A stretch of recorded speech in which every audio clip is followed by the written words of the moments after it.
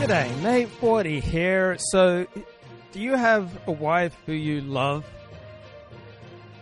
Now, how would you feel about strangers having sex with her? You may not enjoy that because maybe you're not sufficiently modern and broad-minded and liberal and enlightened.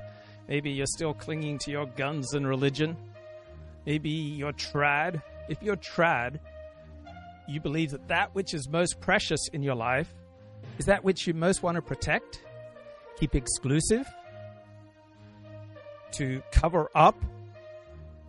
Right? These are the signs of the traditional life, that you want to protect and retain exclusivity to that which you most value. Now, imagine that your group, your community, your tribe has a sacred story or sacred objects. Would you be down with allowing strangers to play around with your story, to critique your story, to mock your story, to touch and play games with your sacred objects? Right? You may not be down with that. So a good shorthand to understanding what's going on in the world is to ask, does this story make evolutionary sense? And the idea that you'd just be fine with strangers touching and playing and manipulating and analyzing and mocking that which is most sacred, most precious to you, does not make any evolutionary sense. You would expect people to want to maintain a monopoly over that which is most sacred to them. And this is how it worked in the history of America's English departments and history departments, for example. Until about 1939 or so, tenured faculty positions at our elite universities in these departments did not allow in Jews because the study of history and the study of English literature were thought to be sacred to the story of the American people, the American nation. And those who held the power and those who overwhelmingly built and created the United States of America were white Anglo-Saxon Protestants from England. And they were not eager to have outsiders come in and start commenting and doing scholarship and teaching their sacred stories, which from an evolutionary perspective makes perfect sense. Why would you want outsiders coming in and playing with your sacred stories and sacred objects? So while I get myself together, here is Marc Shapiro in episode 1 of his series on Rabbi Shimon Shkop. In TELS, they had a lot of students wanted to come to TELS. It got a good reputation. But they made a rule that to enter the TELS yeshiva, they would only take, from each city, they would take one student. Or each town, not city, each town. I guess a big city, you have more than one. They wanted, just like colleges today, you could fill Harvard and Princeton and Columbia, you could fill the freshman class with students from the New York metropolitan area. But they want to have a variety, and the same thing in the yeshivas. They weren't thinking in terms of diversity, like the buzzword today, but the yeshivas, they thought that they had a mission and that they were educating Talmidim, and they wanted to bring students, the best from all over Lita. So Jews, like non-Jews, have sacred stories, sacred objects, sacred space. And when you have something that's sacred and precious, you don't necessarily want the whole world coming in and playing with it. And also help them with fundraising, because the fundraisers went all over. If you didn't have Talmidim coming from all these towns, you couldn't raise money there. So this was the idea, and I'm sure also there was the notion that what fun is it if you bring everyone from the same area? You want different types of people.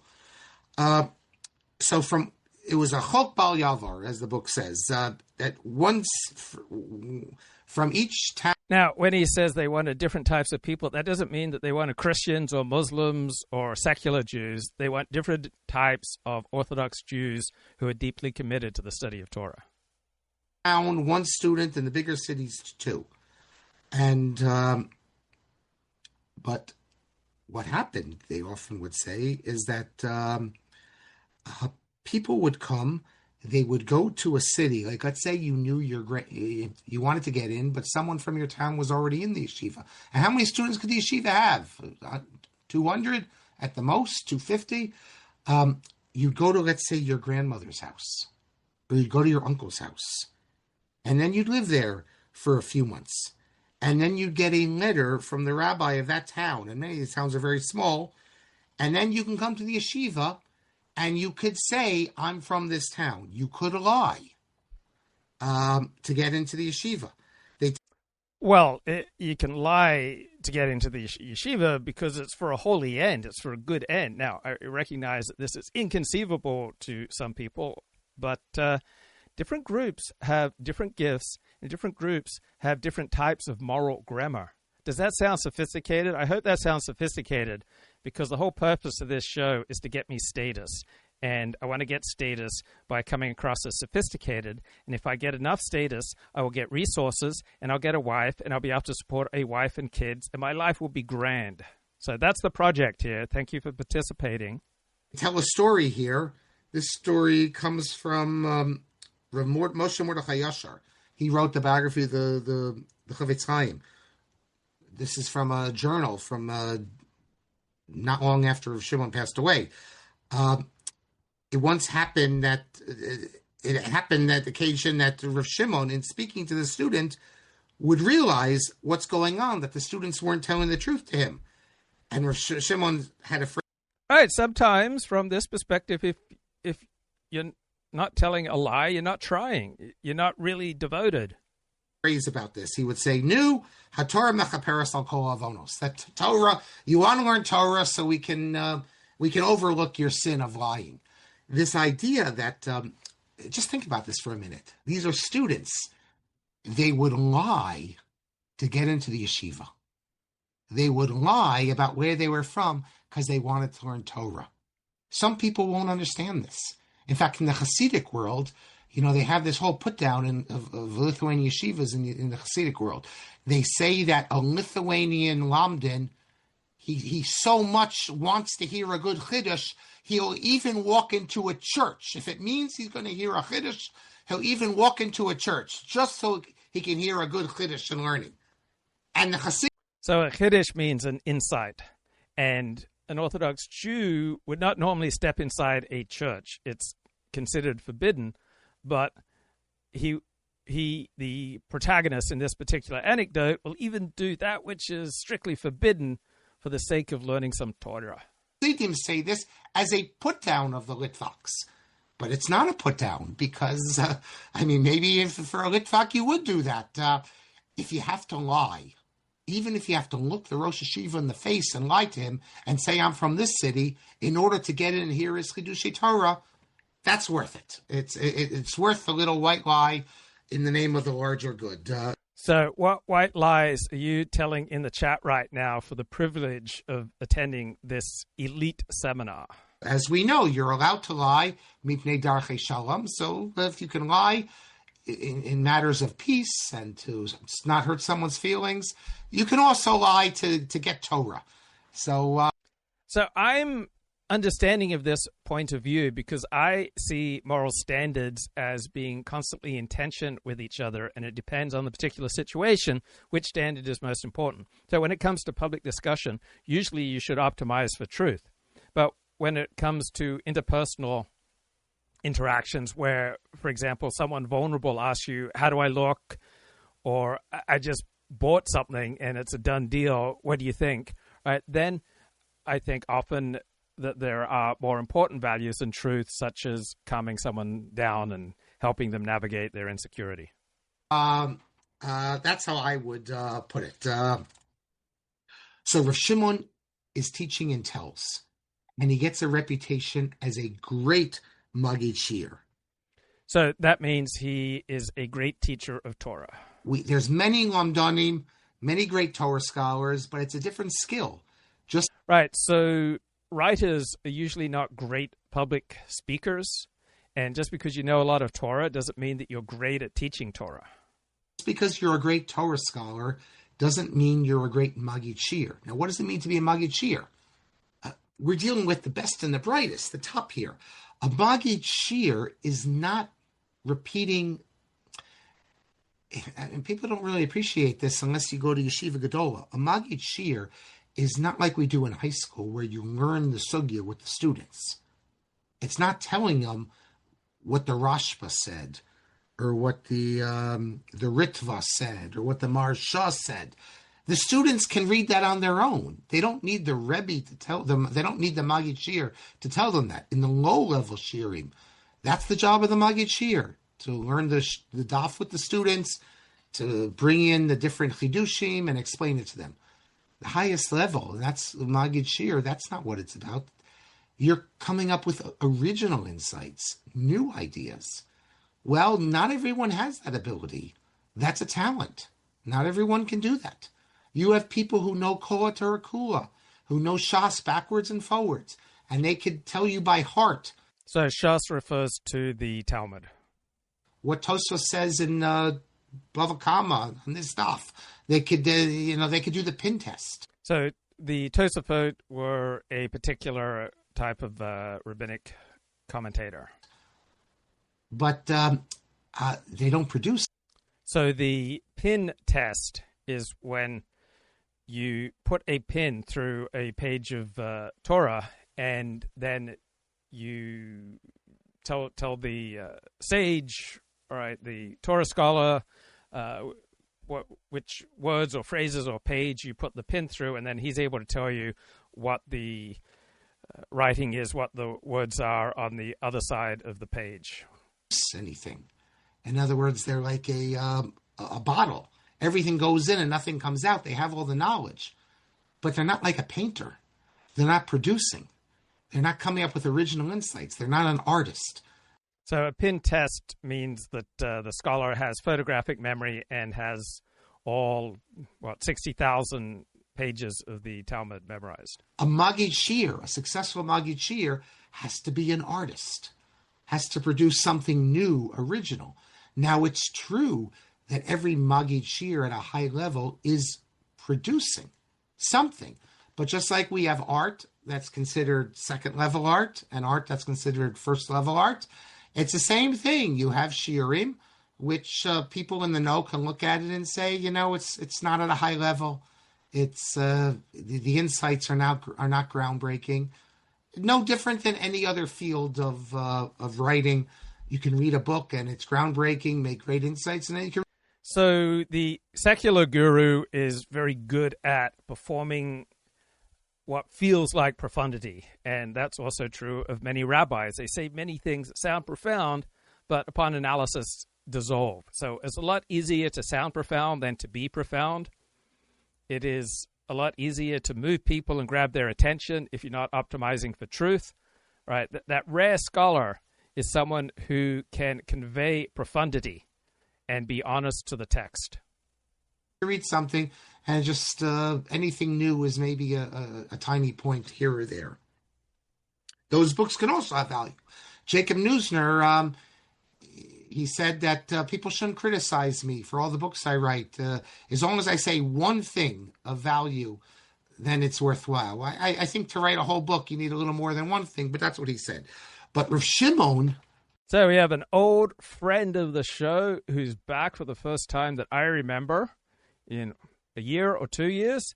And Haf Galician says, I'd ask, what good was done by the Torah, that means the 5 books of Moses, the Septuagint, being forcefully translated into Greek? So this was done about 2,200 years ago. The Septuagint, meaning the Greek translation of the Pentateuch, was done under compulsion, and it was considered a horrible day by Jewish sages because we get back to the question of what do you do with that which is precious to you, and who should have the right to that which is most precious to you. And for a Torah-loving Jew, the Torah is precious. Why would you want it translated so that the uncircumcised can read it, so that the ignorant can read it? Why would you not want to protect it and preserve it and cover it up with as many layers as possible? Had a reputation. On the other hand, I'm sure there are many benefits to the world and to Jews and to non-Jews by translating the Pentateuch. I'm not here to state a forceful opinion.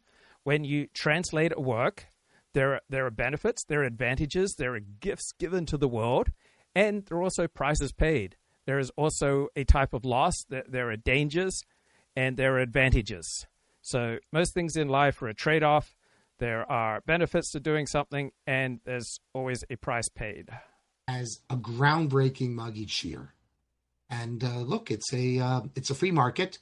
If you don't feel like you're getting anything from the Shir and the Rebbe is just repeating things you already know, you're not going to go to the Shir. But people came from far and wide. And who were some of the students? Let me just give you some of the names. And these are top-level people. Rav Yitzhak Kasavsky. So many Jews revere rabbis in general and revere their particular rabbi. And when you hold something sacred, you are unable to analyze it. So in just objective fact, rabbis are as vulnerable to human temptations and moral temptations as any other group with their level of intelligence. But they are better at some things. Usually they'll be familiar with Jewish text. They will be familiar with leadership. And so let's have a look at the question here in the chat. The reticence by established U.S. rabbis to call for Aliyah, that means for Jews to move to Israel, because they don't want to be one among hundreds of rabbis in Israel. So even though rabbis likely know more Torah than you do, they are just as vulnerable to human needs for distinction and status as plumbers and electricians and any other group of people. And so it's often really important to rabbis, as it is to non-rabbis, to be at least number one in something. So you may do a humdrum job 40 hours a week, but you may get meaning and purpose and status in your life from playing handball, because in your handball league, you're number one. And so many rabbis get status because in their community, right, they are number one. And many rabbis will therefore not move to a different community where they would lose that number one status. Yehiel Yaakov Weinberg did not want to move from his small town in Switzerland to Yeshiva University because he did not want to be number two to Rabbi Yosef Ber Soloveitchik. And so rabbis are just as likely to have egos, just as likely to want status as non-rabbis. Doesn't make them bad. Now, there is a phenomenon in modern Orthodoxy where the elite of modern Orthodoxy in the United States and all around the world tend to move to Israel. The most devoted, the most committed, the most learned, the most observant, the most disciplined tend to move to Israel. And so that is hollowing out modern Orthodox institutions outside of Israel. On the other hand, Iran is playing a long game. The enemies of Israel are playing a long game, and they are creating incentives so that the smartest Israelis, those with the most options, are increasingly incentivized to leave Israel. So if you have a lot of options in Israel right now, then you are much more likely to leave than those Israelis with fewer options. And living a life where you've got Iranian missiles raining down on you and you have to constantly run for shelters means that there has been a steady drain of the smartest, most capable Israelis, those with the largest array of options, out of the country since October 7. And so Israel's enemies are incentivizing the most competent, the most intelligent, the most valuable Israelis to leave Israel. And so the more difficult you make life in Israel, right, the more you create incentives for the smartest, most capable Israelis to leave. And this brain drain from October 7 is a very real problem. He's maybe one of the only ones that you haven't heard of. I say you, I'm saying many of you. He's Rav Chaim Oser's brother-in-law, but if you're from South Africa, you know who he was. In search of Parnassa, he made his way to South Africa, and he trained a generation of Torah scholars in South Africa. Based in there, a real Lamdan Mufak, Rav Elchanan Wasserman. I think we all know Rav Elchanan Wasserman. We've had classes on him. So people who perform Orthodox Judaism more than understand Orthodox Judaism will often talk about the great commandment to be very careful with your words. On the other hand, people who are particularly learned in Jewish texts tend to be quite forthright and often even cutting and critical because they are not performing Orthodox Judaism. They know the text. They are living it from the inside. So something you notice with converts to Orthodox Judaism, such as myself, and with Balei Tshuva, and with people just a superficial understanding of Orthodox Judaism, is they love to talk about the great commandment to be very careful with what you say, and in particular, not to say anything cruel or cutting or disparaging. And I have been known to say things that are cruel, cutting, and disparaging, particularly with regard to people who do not read books and who are ignorant. And so Hav Galician is talking about how he's reading a book, The Religion of Israel, from its beginnings to the Babylonian exile. So sounds like it's the Complete Idiot's Guide to Moshe Greenberg's work that's been popularized by the late Bible scholar Haskell Kaufman. And Hav Galician says that my book shaming and book judging of people has left a profound mark on me. It's a great meter. So often the greatest favor you can do someone is to say something cutting and critical. You can turn their life into a positive direction. Now, obviously, I'm not recommending that you just go around and be a jerk, but my life has been dramatically changed by cutting critical remarks.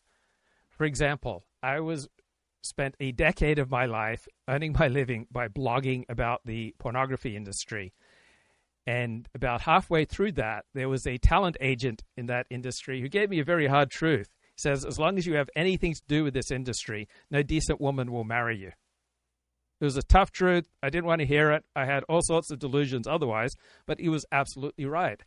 I found that many people in the industry who hated my guts often gave me the clearest, most useful, most painful, most direct, most challenging critiques, things that I needed to hear and that my friends couldn't be bothered to tell me. Right? Often you get far sharper truths from your most profound enemies than you do from your friends. My life was forever changed by a critical remark made by my friend's father around 1985. So I didn't have a great relationship with my father, and I yearned for father figures. And so I was often more interested in befriending my friends' fathers than my friends. And in 1985, 86, when I was about 20 years of age, I was playing basketball with my friend and his father. And at the time, I was going to Sierra Community College. I'd taken a year off after high school to go back to Australia to work. And now I was coming back and I was going to Sierra Community College. And my friend's dad asked me about my plans. And I said, I'll probably transfer to Sacramento State. And he said to me, you know what they say about Sac State, don't you? I said, no. He said, they say somebody's got to go there. That stung. That cut me. That made me resolve I would not go to Sac State. Instead, I decided I'd study much more intensely, I would get better grades, and I'd transfer to a more prestigious school. And so I studied harder. I started getting pretty much A's, and I then transferred to UCLA because of that one cutting, cynical remark. I am intellectually violent and cutting with regard to institutions and ideas, says the chat. I try to take care to spare individuals unless they have built up a persona as a Jew hater. I get it, right? So the primary reason that people communicate, primary reason people share their beliefs and ideas is not to share truth. It's not to discover truth. The primary reason we communicate is to signal to our allies and to denigrate our enemies. So pretty much everything people believe is that which is convenient for them to believe to keep their social circle. And so when you then ask such a person about anything controversial, they will give you the response that their social circle expects, which is to strengthen their team and to demean the enemy. Right? That's the essence of David Pensoff's alliance theory. We may think that we come to our beliefs through our honest love of truth. No, we simply adopt that which is convenient for us to fit in with the people who are most important to us. Frank, also we had classes on him. Rav Yosef Kahaneman.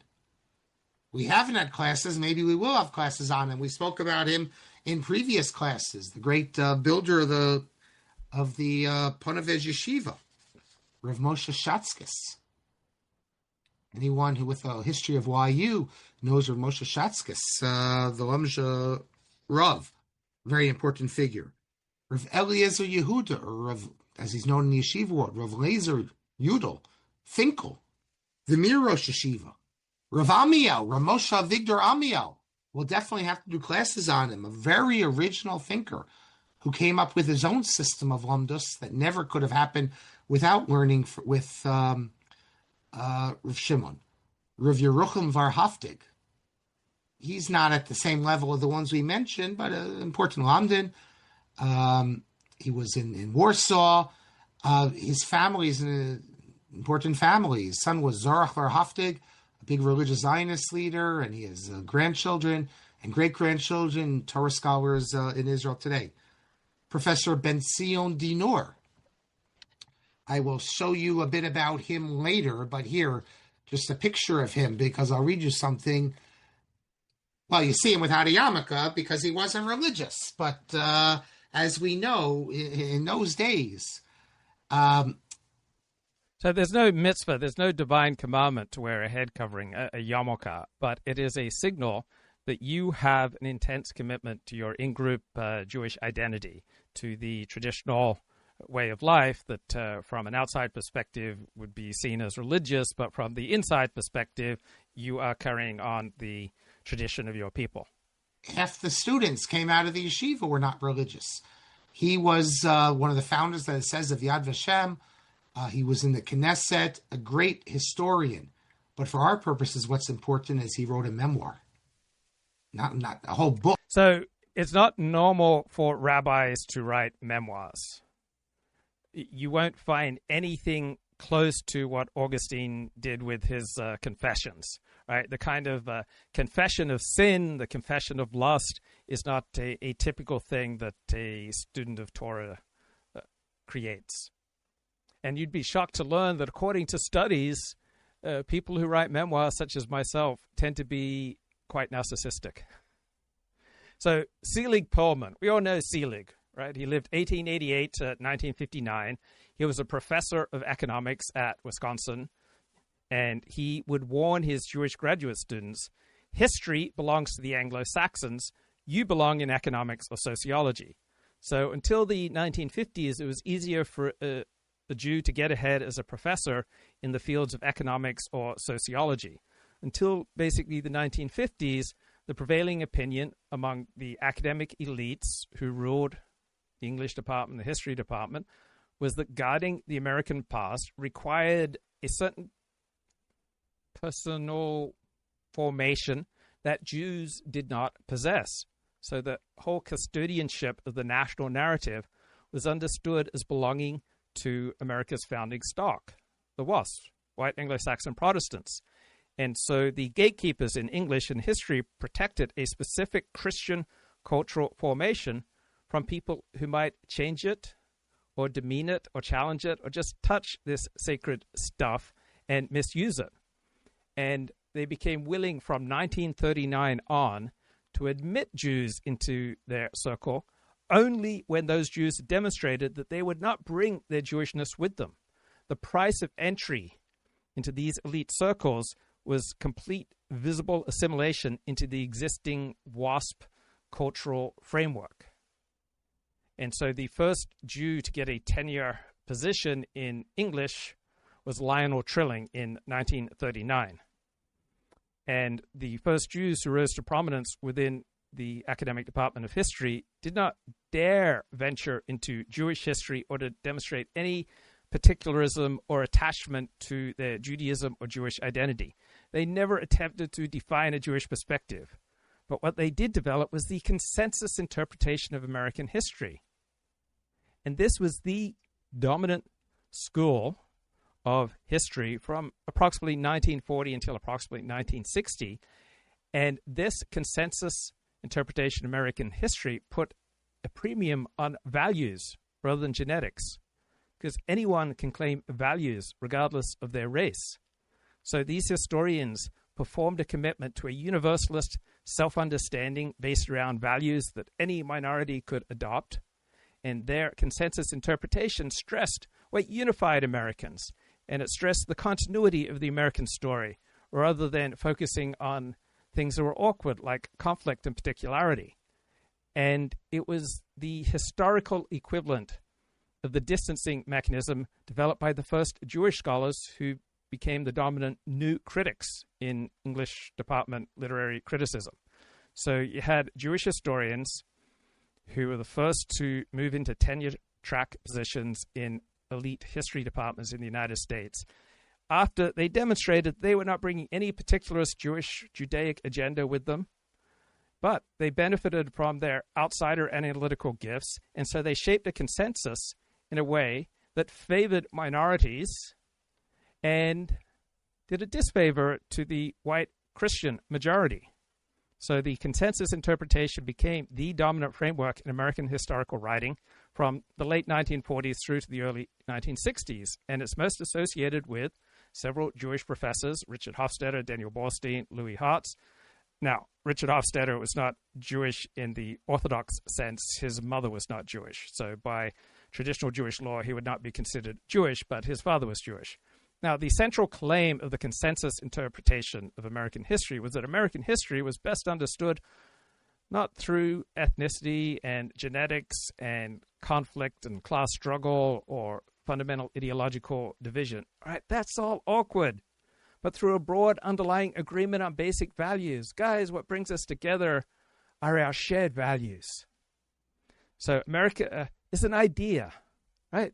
Isn't that lovely? Because then if America is an idea, anyone can embrace the American idea, and they can become more American than someone whose ancestors lived here for 10 generations. Isn't that great? And this is a way to surmount political division, ideological differences, right? Instead, we can share a commitment to freedom, to capitalism, liberal individualism, property rights, constitutional government. All right, so we can transcend all the nasty battles between Federalists and Jeffersonians, Whigs and Democrats, the North and the South, progressives and conservatives. All right, we would just develop a remarkably narrow ideological spectrum on American history.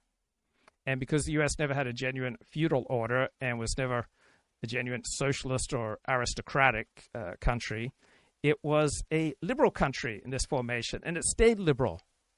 And this was a way to celebrate America, right? Americans are pragmatic problem solvers. They have no use for ideology. They have no interest in abstract theory. The American genius is the genius of practical improvisation, right? There's no systematic political philosophy. This is a strength, not a weakness, right? America shares these basic commitments and these basic values, and that brings us together. And so the consensus interpretation was a direct response to the conflict-centered progressive story of history from the previous generation associated with Charles Beard and Frederick Jackson Turner. Right? This perspective emphasized economic conflict, ethnic conflict, class interest, the struggle between democracy and plutocracy. But the consensus historians thought that this was just too divisive, and it was analytically wrong. It was politically dangerous in the Cold War context. So we need a story that brings Americans together. Also, the consensus interpretation served the specific interests of highly assimilated Jewish historians who came up with it. So a framework that emphasizes American unity, shared values, the absence of fundamental class or ethnic division serves a group that needs to demonstrate that it fully belongs in American life and it belongs in the elite circles of America's best history departments. And it's a way that you get to pathologize mass insurgency movements, right? Populist movements. So populism says wisdom resides with the people and that the people can unite. And a united people, well, that can be troubling for elites and experts because a united, cohesive people has no need of a preeminent expert or elite class. Elites can only rule a pluralist society, a society divided up into all different sections, and then elites can form alliances with different sections and then maintain their power and rule. But populism conjures up the idea of a united people, and elites and experts do not get to rule over the united people. So think how dangerous that is for elites and experts. Also, think about how disturbing that might be for Jewish immigrants from Europe, or the descendants of Jewish immigrants from Europe, who remember pogroms and the peasants rising up, right? They came from a specific historical experience, and they developed specific anxieties. And so they would present their anti-populist scholarship as just value-free social science, and their most powerful motivations went completely unexamined. Book, memoir, and he speaks about stages of his life, including his time when he was in Telz. What it says here in the English I see here, there's also Hebrew Wikipedia. He tells us about this in his memoir. He studied under Shimon Shkop and Telz Yeshiva, and he became interested in Haskalah through the Rosh Yeshiva Eliezer Gordon's polemics. See, Rav Eliezer Gordon, he believed in responding to Haskalah and the irreligious. He believed you should have a newspaper, all this. The problem is, however, when you speak about, you have students who are attracted to Haskalah, so it's important, he thought, to give shmuzin attacking the Haskalah and showing why they're... So the Haskalah was the Jewish Enlightenment. It was an embrace of secular learning. So the chat says the point of any communication at its root is an attempt to alleviate the loneliness we begin to experience outside the pre-lingual dyadic bliss. I would contend that this does not fit the evolutionary theory, because we did not evolve to feel bliss, we did not evolve to be happy, we evolved to reproduce. And so communication serves as a way to signal that we are part of the tribe, that we support and love the tribe, that we hate our enemies, and that way we get the benefits of our group alliance, and this will be more likely to allow us to develop the resources so that we can reproduce. They're wrong. The problem is, what about the students who never heard of Haskalah? And then all of a sudden you start introducing them to certain things, and then they become... You'll be shocked to learn that I was often cruel when I was younger, and so one of the cruel things I would do is I'd ask my fellow Seventh-day Adventists what they thought about Desmond Ford, who just so happened to be my father. My father was a lightning rod. He was a controversialist, unlike his mild-mannered, kindly son. And so people had very intense and often very negative things to say. And so I'd get them talking about how bad my father was, and then I'd go, oh, he's my dad. Become curious, and then they go to the local library and read it, and lo and behold, they're hooked on Haskalah because they think the Haskalah arguments are better than your arguments. So it's always, I guess there's no way out. I mean, you can't ignore it.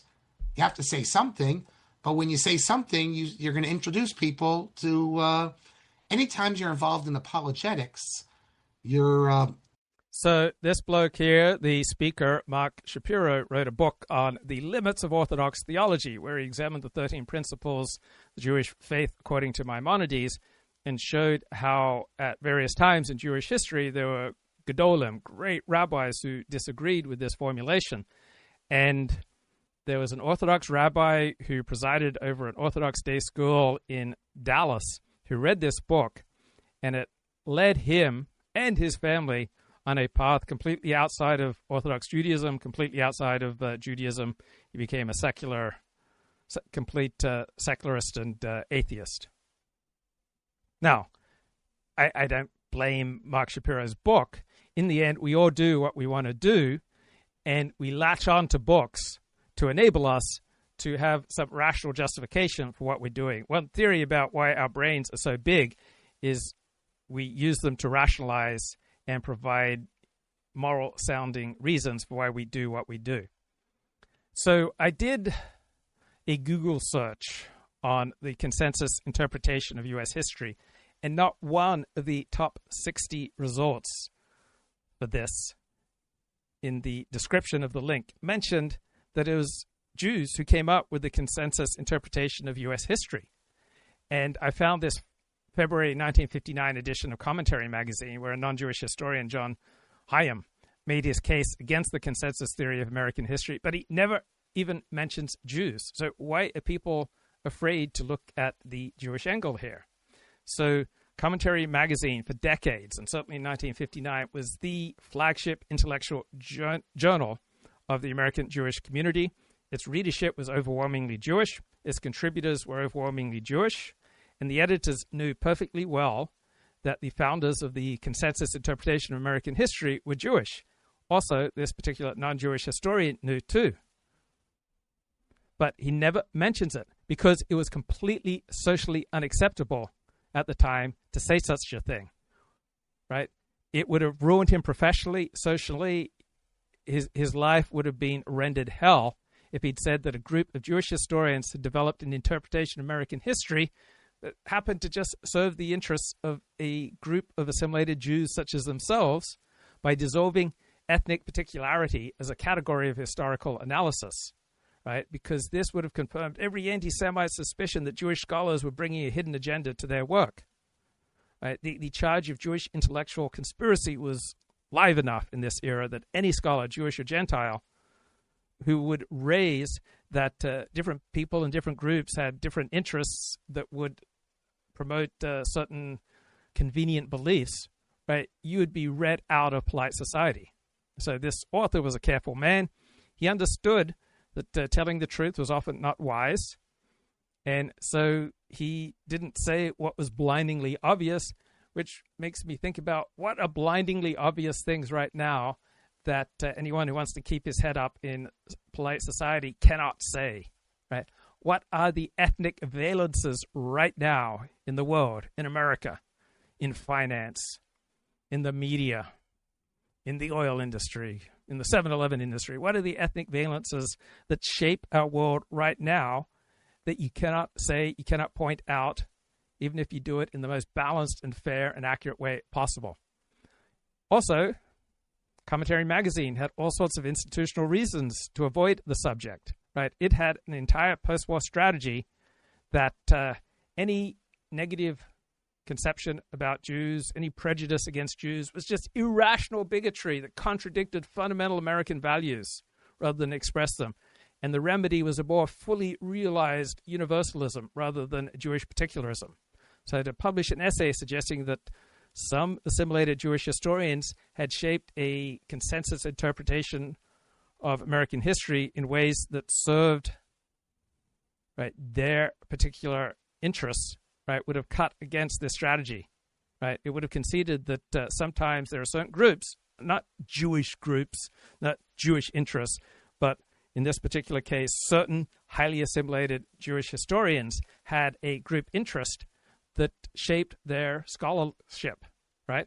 But at this time, to say such a thing would have rendered you the most hateful anti-Semite.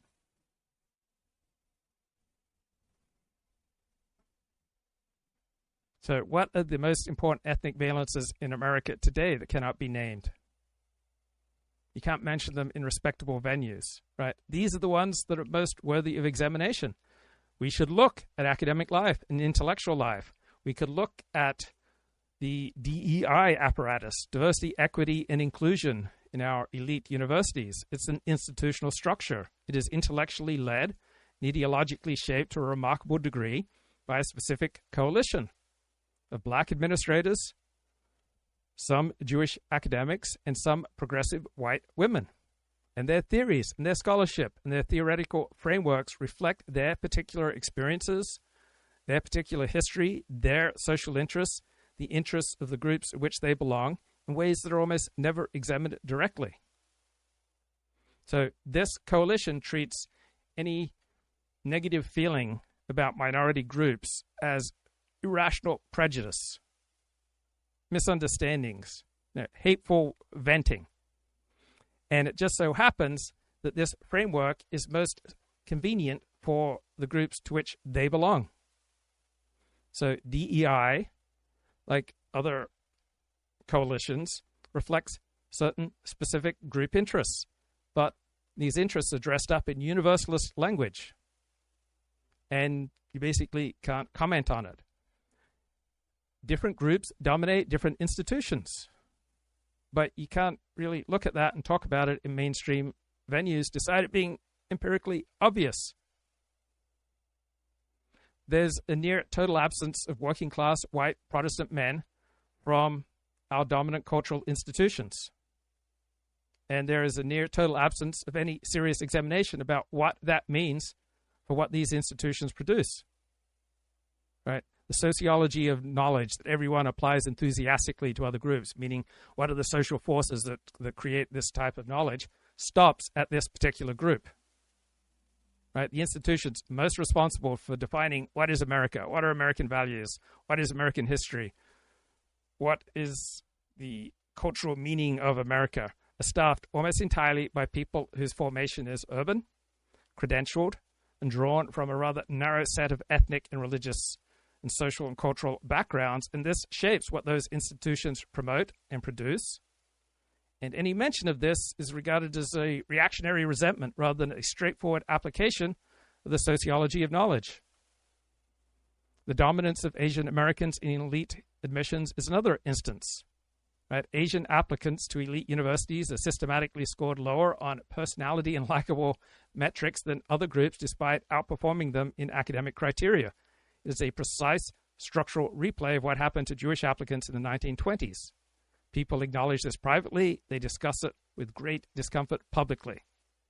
So the Jewish organizations that fought anti-Jewish quotas most aggressively are now the groups about most resistant to acknowledging the parallel when it reappears in a form that implicates their own group. What about in industry? Right? Finance, certain hedge funds, private equities, right? They have an ethnic composition that doesn't get much remarked upon in mainstream financial journalism, despite it being absolutely obvious to everyone inside of it. There are certain cultural norms, social networks, philanthropic patterns, political commitments in this world that reflect the cultural, social, ethnic, religious composition of the dominant players. And these social forces shape how capital flows, which causes get funded, which political candidates get supported. So much of the financial sector has specific ethnic and cultural character that shapes its behavior. And the only people that talk about this are anti-Semites in conspiratorial forums. It's never analyzed analytically or objectively in mainstream venues. Hollywood and the broader entertainment industry presents an even clearer case. Right? There is a particular ethnic composition of the leading people in Hollywood. It remains pronounced. But you do not discuss this in polite society. The legal profession, its elites, its ideological trajectory is shaped in part by a specific composition of elite school faculties and the specific cultural and ethnic formation that these faculties come from. The dominance of certain theoretical frameworks in constitutional law, the dominance of certain civil rights frameworks, the causes that attract the most talented young lawyers, these all reflect the formation of a narrow demographic slice of the legal profession. This is not a secret, but it's not talked about in polite society. Journalism, right? The elite journalists do not come from a broad range of America, right? There's a particular ethnic, class, and educational composition of elite journalists, and it's shifted dramatically over the past 30 years. It's heavily documented internally and virtually never discussed externally. So our elite journalists are heavily credentialed, they're heavily coastal, they're heavily drawn from a small number of elite universities, and they heavily skew towards certain specific ethnic and class formations.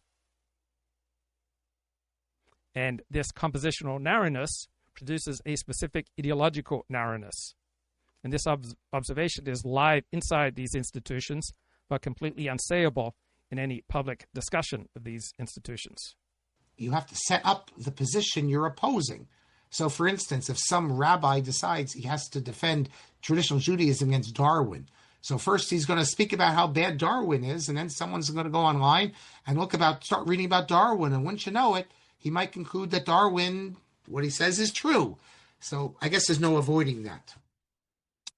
Although there's a reason why, if you remember Rabbi Reinman from Lakewood, he published a book together with this Reform rabbi, and each one gave their positions, and Rabbi Reinman responded to the Reform rabbi, and they put a lot of pressure on him, and he had to, the book appeared, but he was going on a speaking tour together, because it was a fascinating thing. A Haredi Talmud Chacham, he's a Machaber Sfarim even, writing a book with a Reform rabbi. And I remember at the time how shocked I was by this, for the simple reason that how can this be allowed? You're going to pick up the book. It would be one thing if it would just be Reform Jews pick it up, because they Right. As soon as you do anything as an Orthodox rabbi with a non-Orthodox rabbi, you seem to be granting legitimacy to these non-Orthodox streams of Judaism. Maybe they'd be convinced by the arguments of Rabbi Reinman. But if it's a book for everyone, you could have people in Lakewood pick up the book and they could be convinced by the arguments of the other side.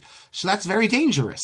So the pressure was such that they forced him to stop his joint appearances. And I've said it before. I remember saying it in one area.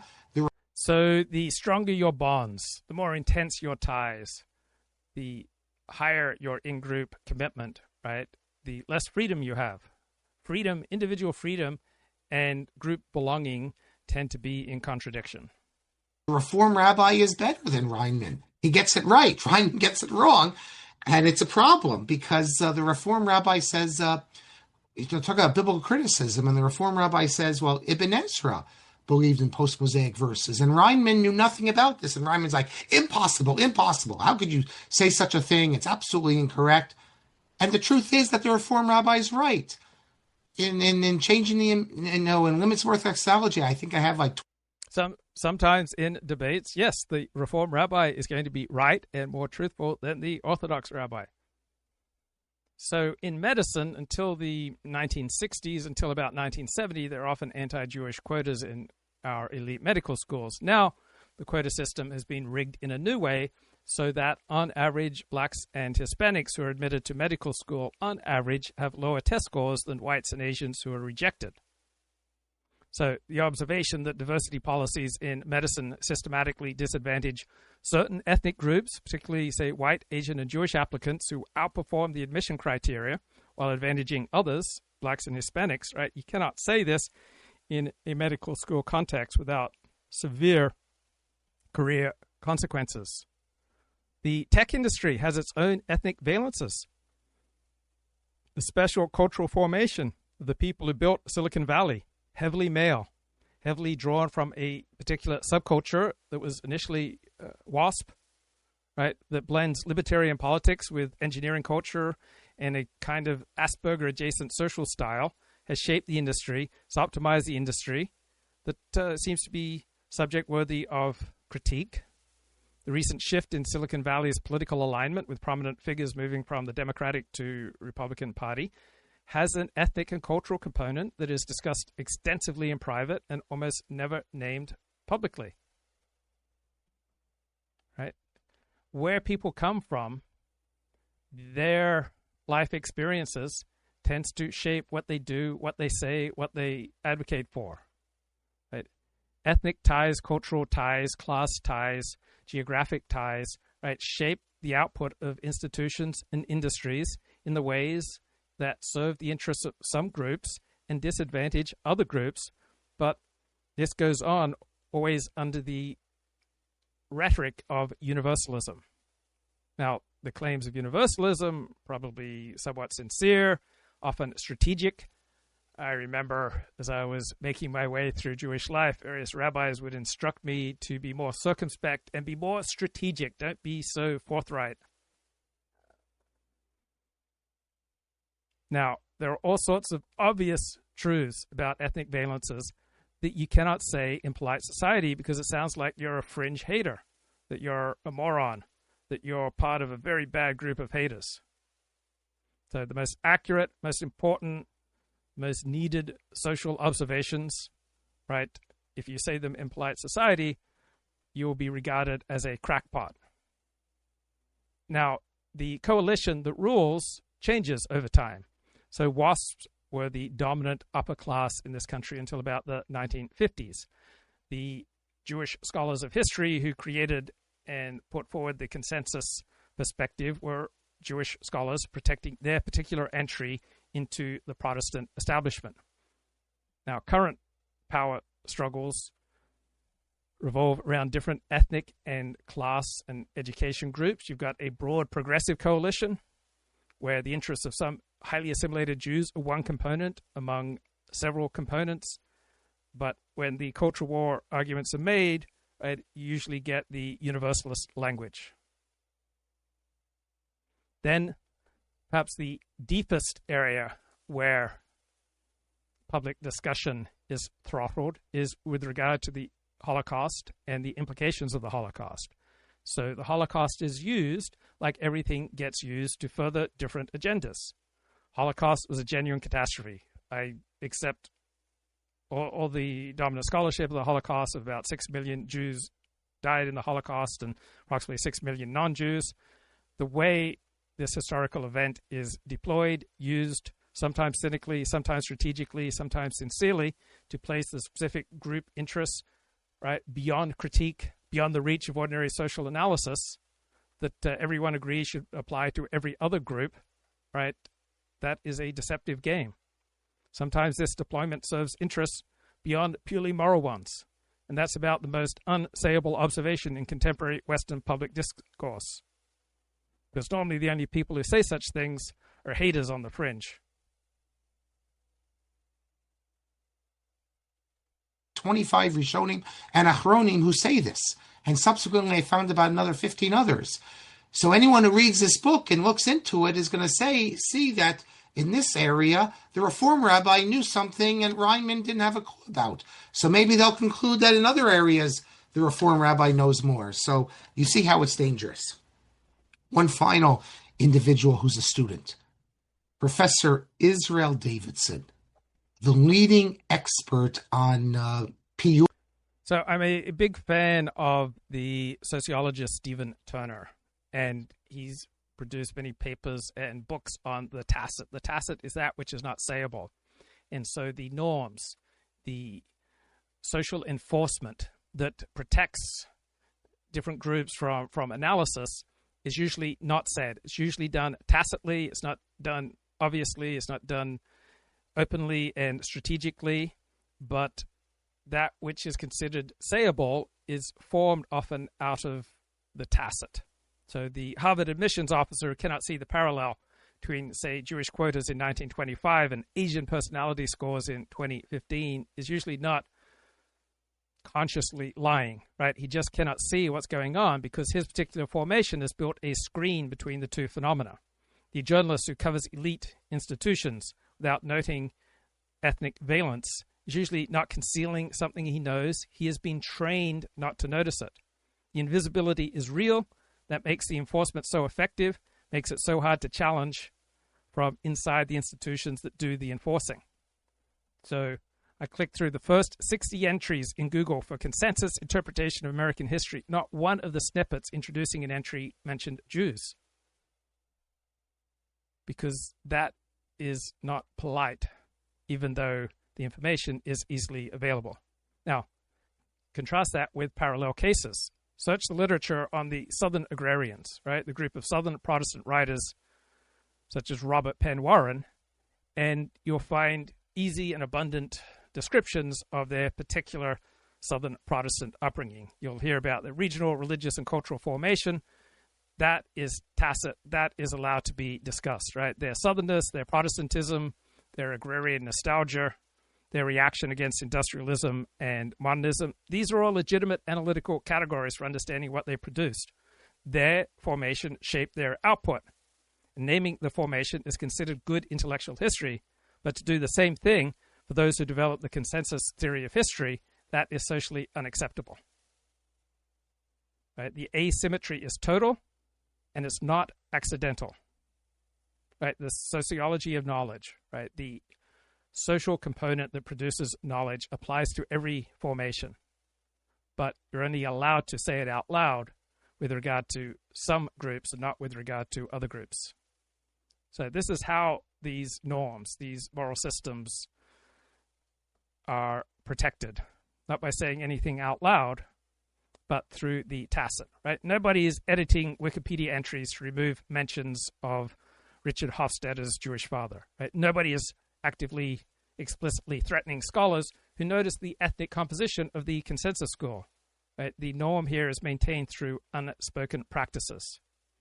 The scholars who write about consensus history have been trained in certain departments with certain reading lists, with certain dissertation committees, through peer review in ways that make the ethnic variable invisible as an analytical category for this particular case. They are not avoiding the observation. They just do not see it as an observation worth making because their formation has built that specific blindness into what counts as legitimate historical analysis. And songs, medieval Shirei Sfarad, all these songs, poetry that Jews wrote. He has a huge volume, Otzer Ashira V'Apiyut. He was at the seminary. There's a whole collection of letters from Rav Shimon Shkop to him. Most of the letters deal with fundraising, and one letter he asked him to help him with his son get a job. I think that's the son that Rabbi Kelman refers to. I'll give the details of this letter later. I thank Dovi Sefer for sending me. I saw the letters when I was at the seminary. I saw them a few times, but Dovi made a whole copy of them and he sent them to me. So they kept their connections up for many years. Rav Shimon taught in Telz for 18 years.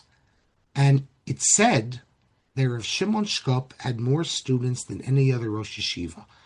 I would say until Rav Soloveitchik, because Rav Soloveitchik, they say, had the most students of any.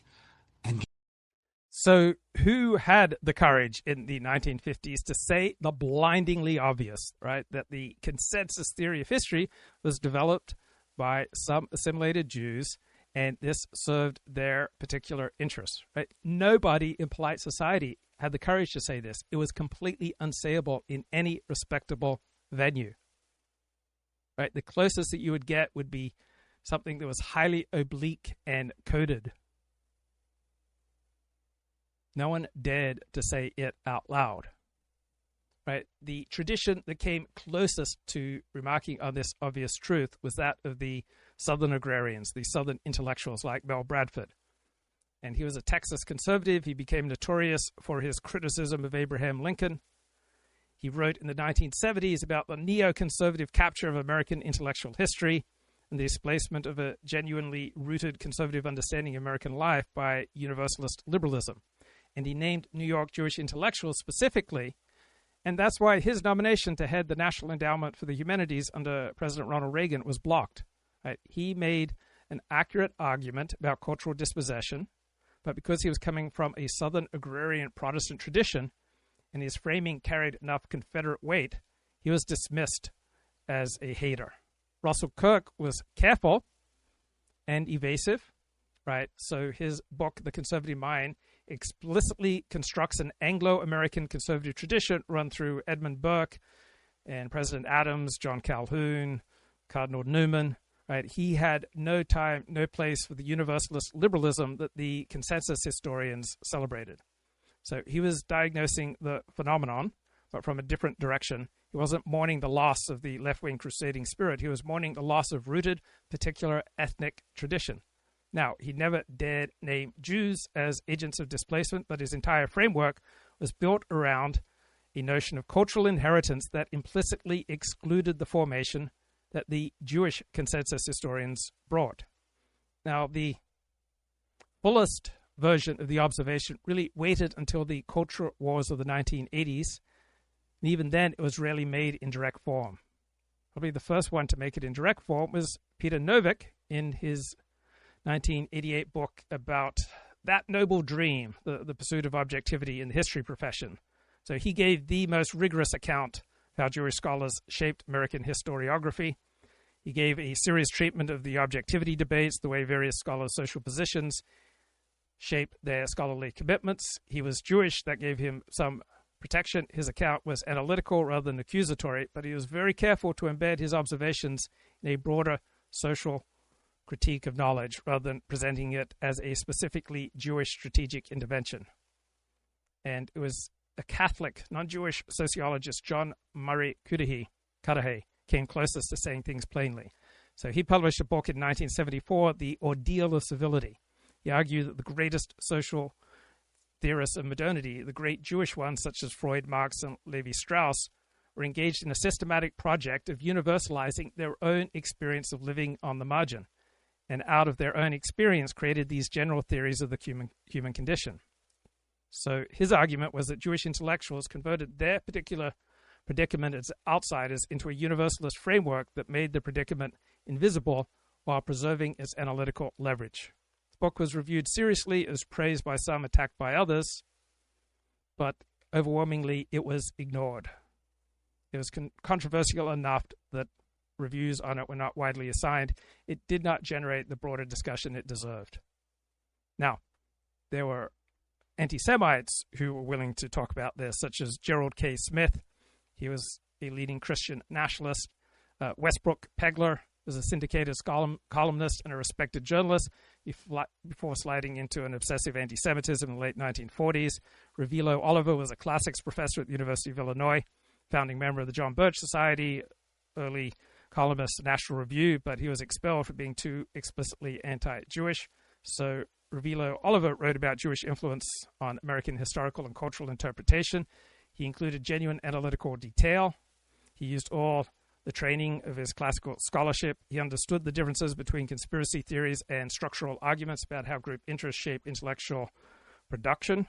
But he also believed that Jews were engaged in a coordinated biological and cultural war against Western Civ. That meant that even his more precise and accurate observations were inseparable from a Jew-hating framework that rendered them completely unusable by anybody in polite society. We have at the time, the publication American Mercury that started moving in an anti-Jewish, explicitly anti-Jewish direction. So you'd get on the fringe people who are not worried about polite society. Sometimes you'll notice in movies and novels that the insane often say some very tough truths, some cutting truths, some sharp criticisms that nobody with something to lose would dare say. And so you get a lot of nonsense from the fringe. Sometimes you get some cutting and important truths because people don't have the same incentives to watch what they say when they've got nothing to lose. Gave smicha to more people. But before World War II, I would say that this would be correct. Remember, the yeshivas were not, today you have a yeshiva like Ponevezh or Mir, where thousands of students. So what does it mean to be a Talmud? If you go to the Rosh Yeshiva's shir every week, there could be 500 people in attendance. I mean, you didn't have these sort of numbers in pre-war Europe. But at least in pre-war Europe, it said that Rav Shimon had more students, that is, more people who attended his shir than anyone else. Now, Dinor, and we'll get into some of the details of these students later. Ben Zion Dinor, it took me a little while, this is Dinor saying, to get used to the shiurim in Telz, because they were analytic. So a shiur is a lecture on Torah, and it's usually based on particular Torah text. We're going to get into the analysis in a little later.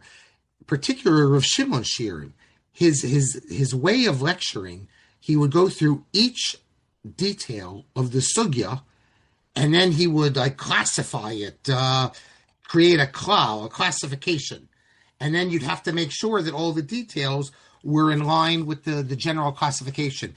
He refers to him as this was an intellectual architecture of the highest sort. He goes on. So it's very difficult for a non-Jew to study Talmud because they don't have the tacit experience that enables one more easily to understand Talmud. Let's talk about new criticism.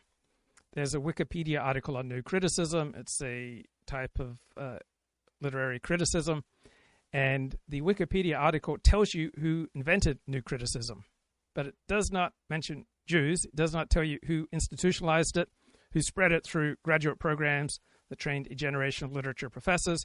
It doesn't tell you about who wrote the dissertations and the journal articles that turned a Southern Gentile aesthetic manifesto into the dominant methodology of American literary study, and who dismantled it from the inside after it had served its purpose, right? Those are different questions with different answers, and the Jewish contribution here is concentrated in the second and third phase. It was not Jews who developed new criticism, but they institutionalized it, and then eventually they dismantled it. So who are the dominant critics from this new criticism school, right? There was Lionel Trilling, the first Jew with a tenure position at an elite university English department. His most famous book is Liberal Imagination. And there was M.H. Abrams at Cornell. His most famous book was The Mirror and the Lamp. There's Murray Krieger, who was a particular high-status defender of new critical principles through the 1950s and 60s. There was René Welek, a Czech Jewish emigre whose book, The Theory of Literature, became the standard graduate textbook of literary theory for 20 years, and he gave new criticism its most systematic and theoretical foundation. He gave the movement an intellectual depth that it had not had previously. He made it defensible as a rigorous scholarly practice rather than simply a refined aesthetic preference.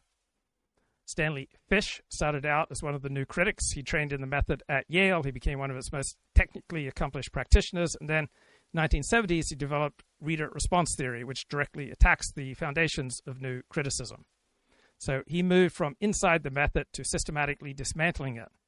And his intellectual journey is a compressed version of what happened to new criticism generally. So Jewish scholars who are trained in the new criticism and use the new criticism to gain entry into elite English departments, right, eventually developed the theoretical tools that superseded new criticism.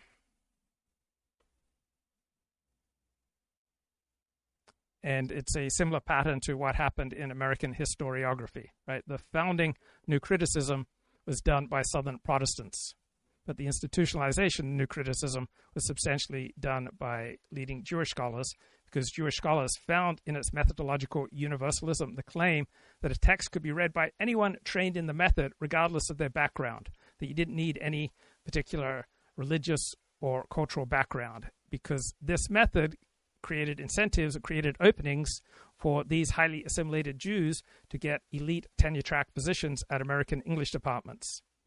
It served the same function that the leading Jewish historians who created the consensus framework universalism that dominated the study of American history from the late 1940s to the late 1960s, right? Each of these methods, whether the new criticism in the English department or the consensus framework in the history department, claimed that the reader's ethnicity and religious experience was irrelevant, because this is the type of method that Jewish scholars needed to make their way into tenure-track positions at elite academic departments. Previously, the guardians of American culture, particularly in the history and English departments, believed that a particular formation, only a particular type of person, meaning a WASP, white Anglo-Saxon Protestant, had the right stuff to produce legitimate interpretation of history and of literature. Now, once these elite Jewish scholars got inside the elite history and English departments and these methods had served their purpose, then the scholars produced the theoretical work that dismantled it because they did not need it anymore, right? This is not a conspiracy. It's just the basic application of the sociology of knowledge. Right, the Southern agrarians built the new criticism, and then Jewish scholars used the new criticism to enter elite academic institutions. And then they developed the theoretical tools to show that the method's claim to transcend formation was itself a formation, which happened to be the most devastating critique available, and it also happened to be true. And the Wikipedia article shows you none of this. It tells you about the Southern Protestant founders, tells you about their theoretical claims. It stops there. Right, the process of institutionalization, the transmission, and the eventual supersession, all of that is missing. The ethnic composition of the people who did the work is missing. The article is a perfect specimen of what is allowed to be said. Right, the ethnic valence is completely disappeared from this essay. So Jews could only enter English and history departments in the 1940s and 50s as universalists and assimilationists. They could not bring any of their Jewish particularism with them. They had to demonstrate that they were just like everyone else. Then, in the 1960s, blacks and women arrived in history and English departments, and they had an explicit group consciousness and moral claims that challenged the universalist framework. So the profession that celebrated Jewish entry as the fulfillment of universal norms initially resisted black and feminist entry as politicization. Now, the universalism that facilitated the entry of assimilated Jews was not neutral. It was itself a coalition requirement. And when the new entrants refused to perform universalism, coalition's interests became visible in the resistance they encountered.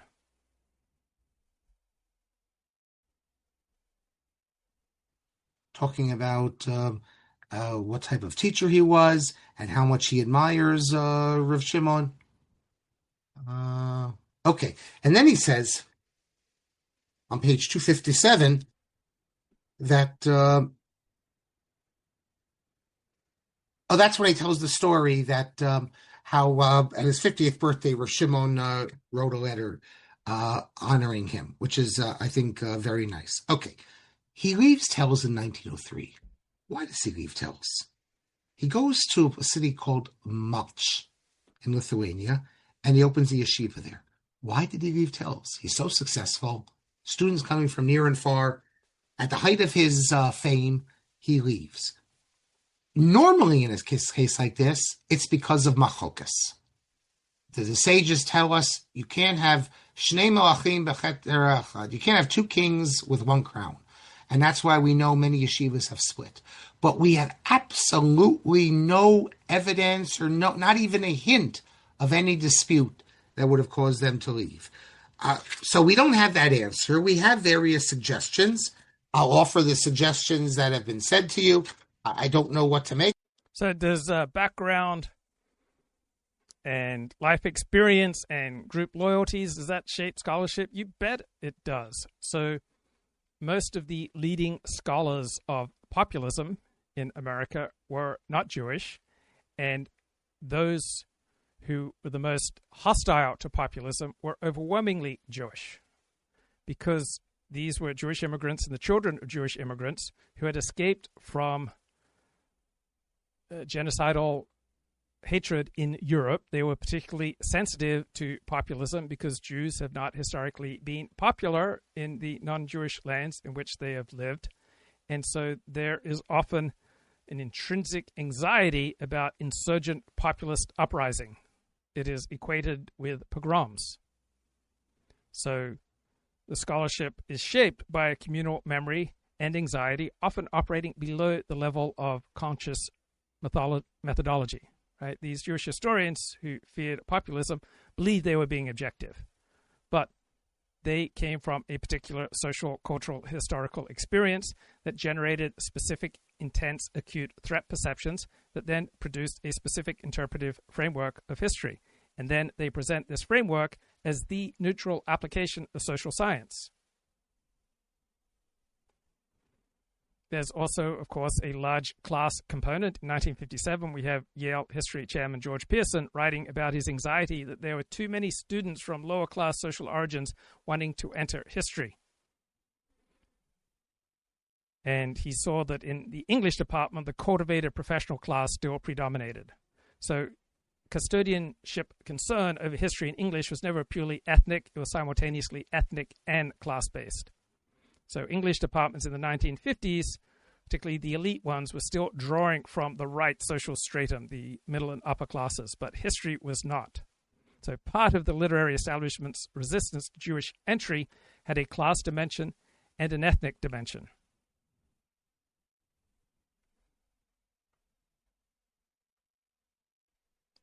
Of them in the book Torah Yavakshu Mipiyu, they say that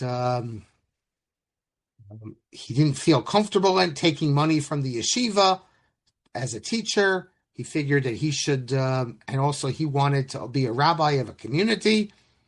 Okay, maybe. Although 18 years, he took money from the yeshiva. All of a sudden, that doesn't make sense. He wanted to be a rabbi. Maybe another option given, and each one of these options are in the name of. And the chat says, people on the fringe speaking truth in Jewish tradition, the gift of divine prophecy is left to children and to fools. After the destruction of the Holy Temple, prophecy taken from the prophets and given to children and fools. Different people is that we know that the Musar dispute hit Tels pretty hard. We spoke about Rav Kahana's role in that. So it could be the Musar dispute is what pushed him out of there, possibly. Rabbi Nosson Kamenetsky, in Making of a Gadol, on page 1067, He has a different 1,167. He gives a... Okay, let me share another Marc Shapiro video here. Tell you this. I made the mistake of saying this at one time at a lecture. I would not say this in a group of mixed company, even though I'm only going to use a Hebrew term, because I'm a bit puritanical, but I'm going to say it anyway, because it's Rav Kook, and Betzalel Naor expounds on this in a different book of his.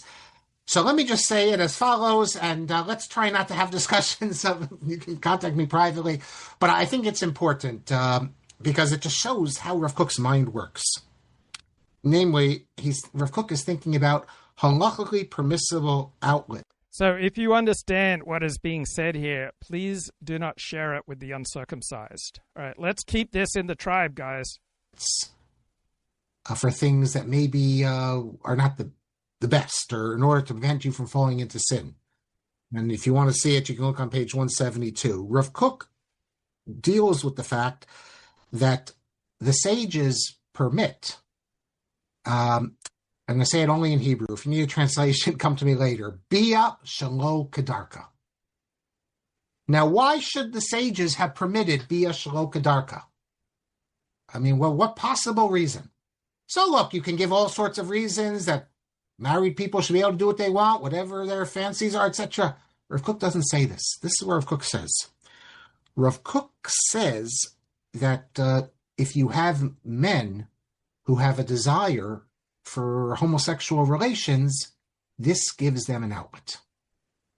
Now, I don't think any gay man is going to, I don't think anyone would buy this, and I don't think anyone today buys it.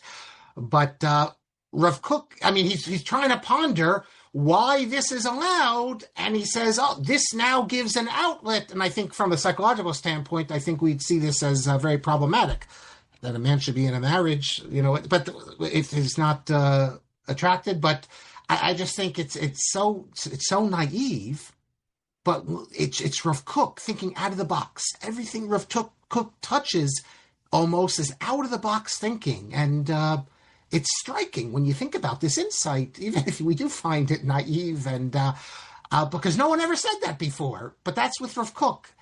Everything he touches, almost, you have new insights which no one else said. Okay, so Rav Kook was the chief rabbi of Palestine. He died in the 1930s.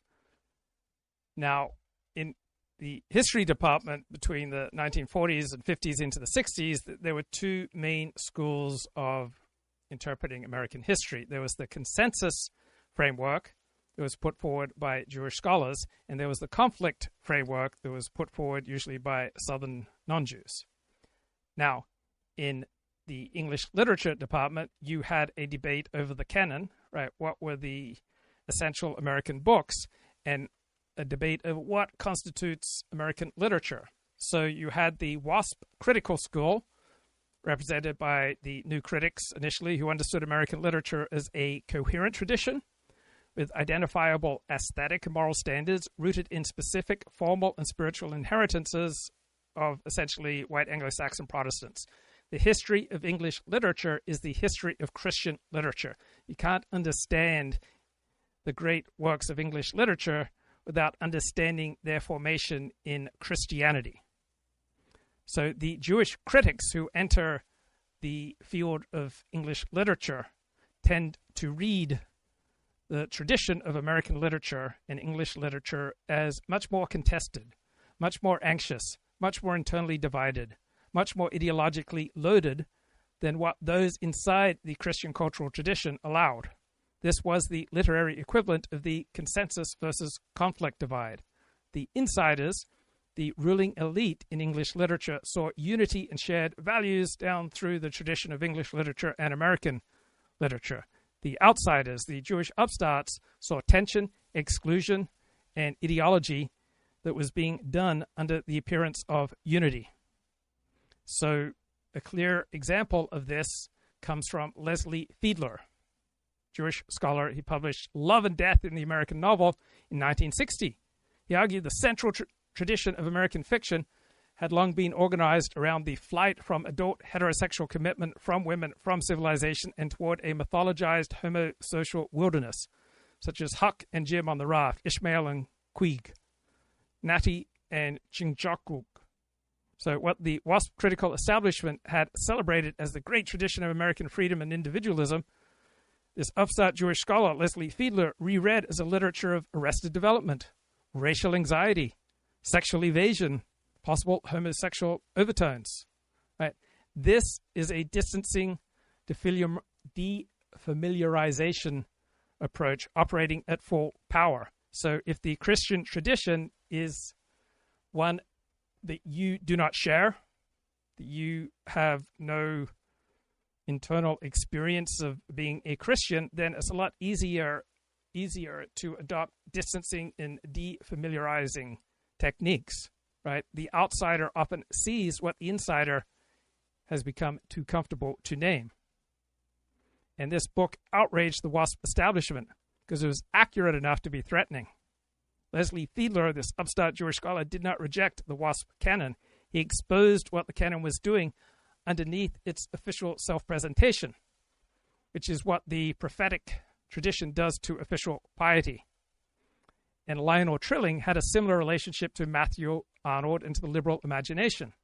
He admired Arnold, he identified with him, but he read Arnold in ways that exposed his class anxieties, his social insecurities, the ideological functions that his own rhetoric of sweetness and light was designed to transcend. So Lionel Trilling sees this Gentile Matthew Arnold as someone managing a social situation much more than articulating universal values. So the WASP read him as a straightforward exemplar of civilized humanism. So this is the literary equivalent of what Richard Hofstadter, the historian, did to the populace. It is bringing social psychology to bear on a figure who until now has been received at face value. Now, Lionel Trilling was largely sympathetic to Matthew Arnold, whereas Richard Hofstadter was overwhelmingly hostile to the American populace. Back to what we were speaking about. So Rav Kook presents a number of drashot. So, for instance, it says in Vayikra, chapter 19, it says about sacrifices, "L'rtzonchem tizbachu."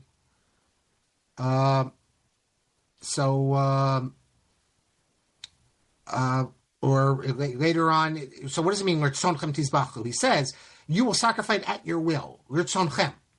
So Rav Kook says, what's the possible drasha?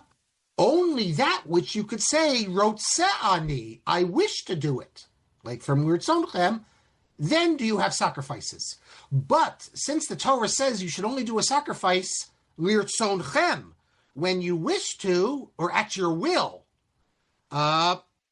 So Jewish critics of the WASP tradition had some things in common with other outsiders of the WASP tradition, such as Roman Catholics and homosexuals. So there was a bloke named F.O. Matheson. He was a WASP. He was a homosexual. He was a Christian socialist. He accepted the WASP canonical authors of the American tradition, Emerson, Thoreau, Hawthorne, Melville, and Whitman. But his homosexuality gave him some of the outsider angle of vision that Jewish critics brought from a different direction. So Matheson's Christianity gave him access to the sacramental dimension of Hawthorne and Melville that secular critics would miss. His socialism gave him sensitivity to the social dimensions of the literature. Right, so he combined several forms of outsiderness without any specific Jewish formation. So he produced different kind of outsider insights, and he brought to the text different sets of blind spots. So Harold Bloom is probably the most influential critic of American literature. And he brought with him the theory that every strong poet must misread, wrestle with, and displace his predecessors to clear imaginative space for his own work. And that pretty much summarizes his career trajectory. Now, this is a theory that, if accepted, it fundamentally democratizes and destabilizes a canon. Right? This would be an approach absolutely inconceivable in traditional Judaism towards leading rabbis. So if every major rabbi is defined by his rejection of his predecessors, that's just unfathomable, unthinkable.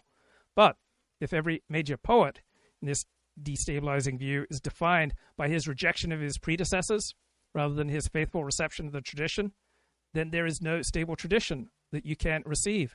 There are only successive acts of creative, deliberate misreading, each of which rewrites the past in the light of the present. So this destroys the whole idea of a canon. This destroys the whole idea of a tradition. This destroys the whole idea of a stable inheritance requiring faithful custodianship.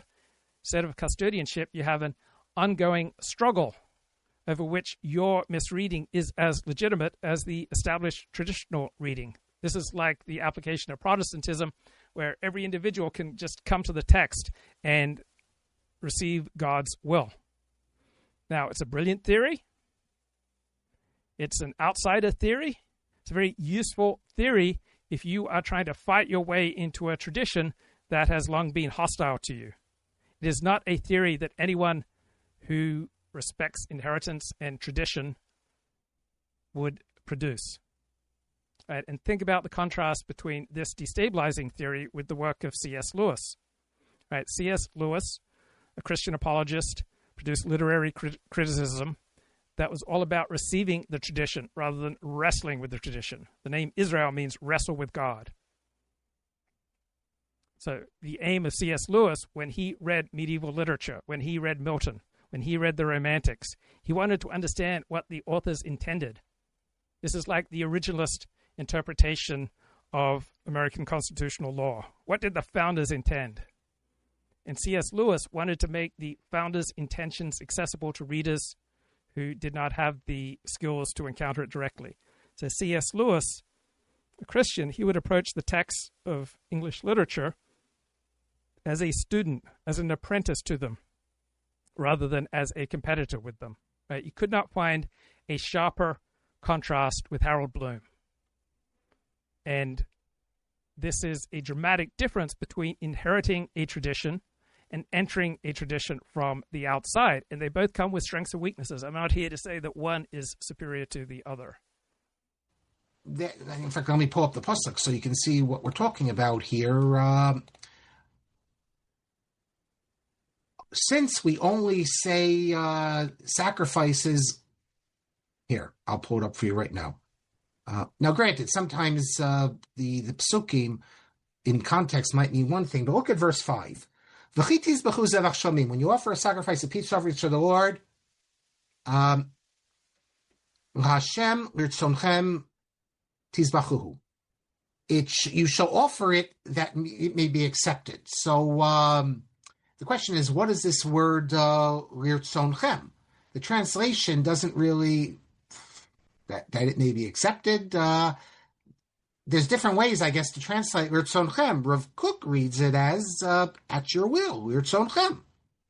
So think about the modernist trend in literature, English and American literature, that developed in the late 19th century. So as we move through the 19th century, literacy becomes more and more widespread in England. And as a result, those with aristocratic inclinations looked for ways to distinguish themselves from the masses. And so they came to embrace modernism, which was all about making texts difficult to read and not easily accessible so that you could distinguish yourself from the hoi polloi. So there was a significant difference between the way that Jewish and non-Jewish scholars reacted to modernism.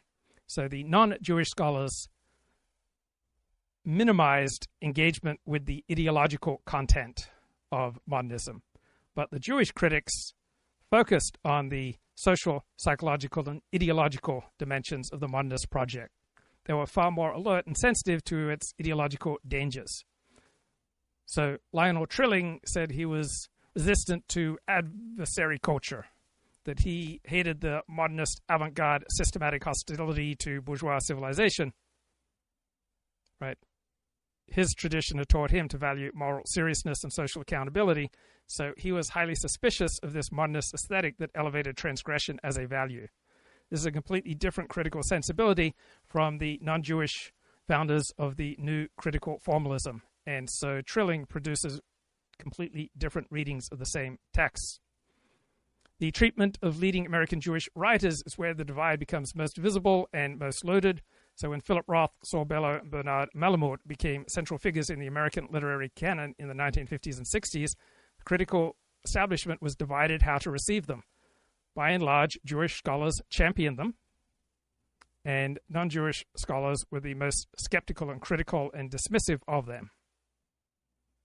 So the novel of the Jewish immigrant experience was a specifically Jewish document and an authentic expression of the American democratic promise. This was assimilation strategy applied to literary criticism, converting particularity into universality. And it argued that what is most Jewish about these writers is that which makes them most American. Now, non-Jewish critics either accepted this universalist framing or were not particularly interested in these writings. Big difference between Jewish and non-Jewish scholars in the treatment of anti-Semitism in canonical English and American literature. So Chaucer's Prioress Tale, Marlowe's Jew of Malta, Shakespeare's Merchant of Venice, George Eliot's work, Pound's Cantos, all present challenges that a Jewish critic and a non-Jewish critic meet very differently. Right? The Jewish critic cannot read these texts as just aesthetic objects entirely separate from their ideological content, because the ideological content is directed at him personally, socially, historically. Now, the non-Jewish critic can encounter these texts and put aside the anti-Semitic dimension as just historical context that is irrelevant to the aesthetic achievement. So how these texts feel from the inside produces completely different critical responses. Jewish critics will foreground the anti-Semitic dimensions of these canonical texts, and they will argue that these dimensions cannot be separated from any aesthetic evaluation. Non-Jewish critics will argue that the aesthetic achievement can be separated from the ideological content, and that the historical context makes the anti-Semitism less significant than it appears to Jewish readers. And if you read it that way, then you could have a drasha, lirtzonchem, only when you wish to. If you don't wish to, you don't need a sacrifice. He gives other examples of drashot that a future Sanhedrin could use. The future Sanhedrin, the Torah speaks of sacrifices as having a reach nichoach, a sweet savor. But let's say you no longer feel a sweet savor. If it's no longer a sweet savor for you and repulses you, then you're not obligated anymore. In other words, these are possible drushos that the future Sanhedrin could offer. He gives other examples. There's this idea that in the future, the first...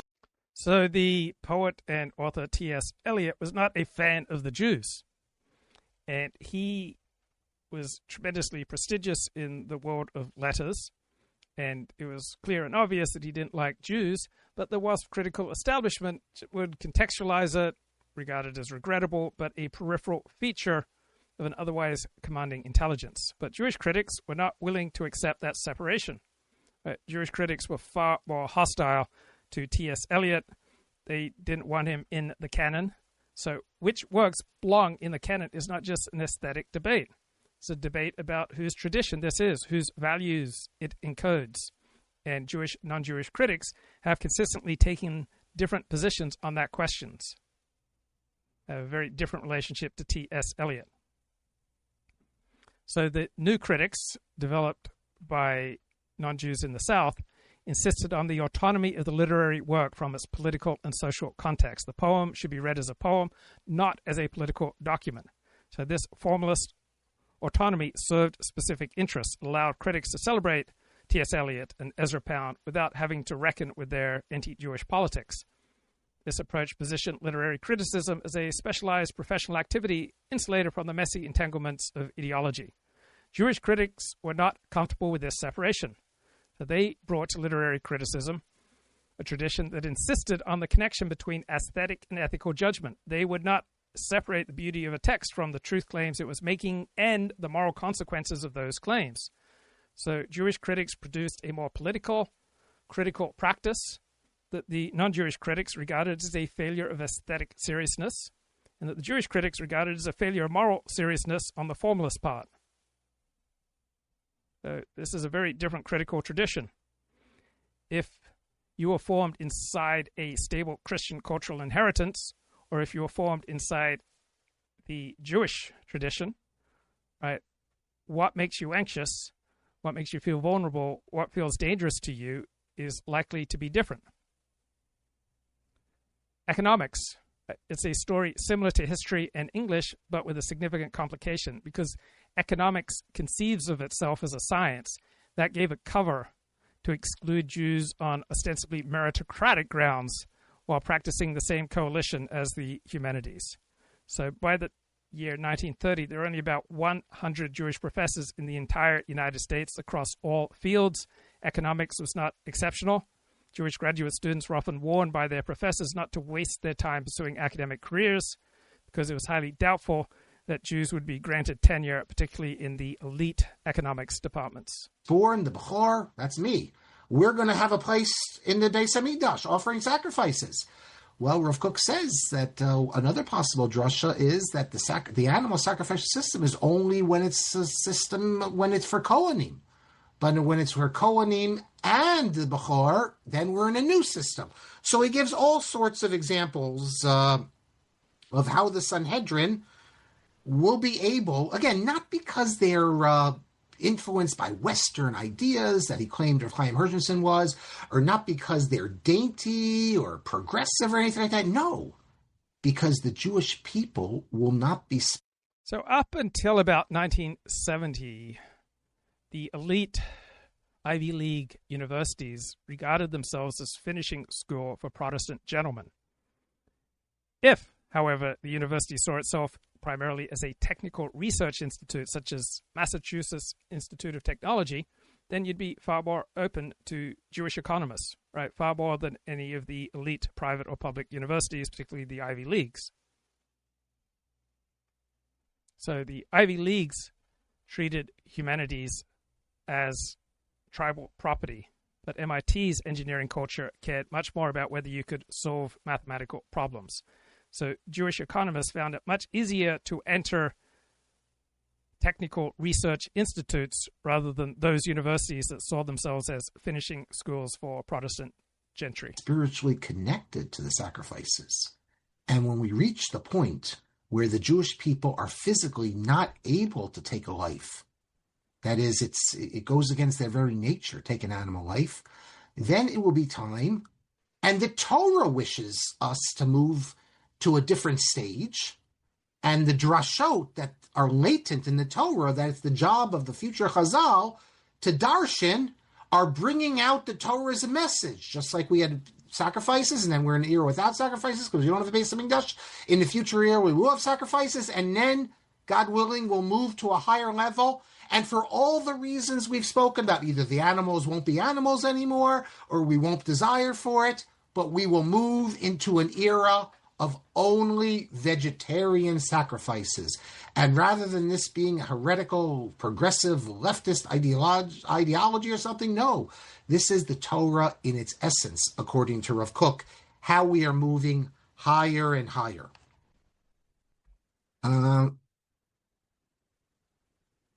Okay, that's Rav Kook and animal sacrifices. I gave it to you, Bekitzer, in short, and you can check out the rest of it in the book. I also deal, Rav Kook picks up the controversial matter of, as well, of mitzvos. Are some mitzvos going to be abolished in the future? Mitzvos patelos chati lavo. What does that mean? So I deal with that as well. It's not clear. Is that after the resurrection? Is it in the Messianic era? There's different understandings. The very last section of the book, and I call a Messianic king. And this is the last section, and then I have a conclusion. So what do I talk about here? Well, look, when traditional Jews think about the Messianic era, many of them are troubled not just by the animal sacrifices, the Nazir. The Nazir, not only was a vegetarian, he didn't wear leather. He writes that he hopes for a future of vegetarian sacrifices. But if there's going to be animal sacrifices, of course, that's the will of God. That's what you have to do. He'll have to overcome his distaste. But he too holds out that hope. So many people will be troubled by animal sacrifices. That's why Rav Kook says, at least in the first stage, we can't appreciate animal sacrifices today. It's almost as if Rav Kook is saying, well, it is. We all are troubled by this, but we'll be in a completely different mindset. But even that mindset, we're going to move beyond. But another matter many find troubling is this idea that we're going to be led, Melech HaMashiach, King Messiah. And, if you listen to Chabad or traditional discussion. So I grew up as Seventh-day Adventist Christian, and it was taken for granted that the word Pharisee was a slur. Now, Roy Gain, who did a PhD in Hebrew at Cal Berkeley under conservative Rabbi Jacob Milgram, he was very sensitive to that. He says that's bad. You shouldn't use Pharisee as a slur. But overwhelmingly in Christian life, Pharisee is a slur. But for Jews, these rabbis from 2,000 years ago were awesome. They were heroes. So the more Christian a university, the more Christian influenced, the more Christian inflected the university, right, the less comfortable and less friendly and less open it was for Jews. And this would be true of wider American society.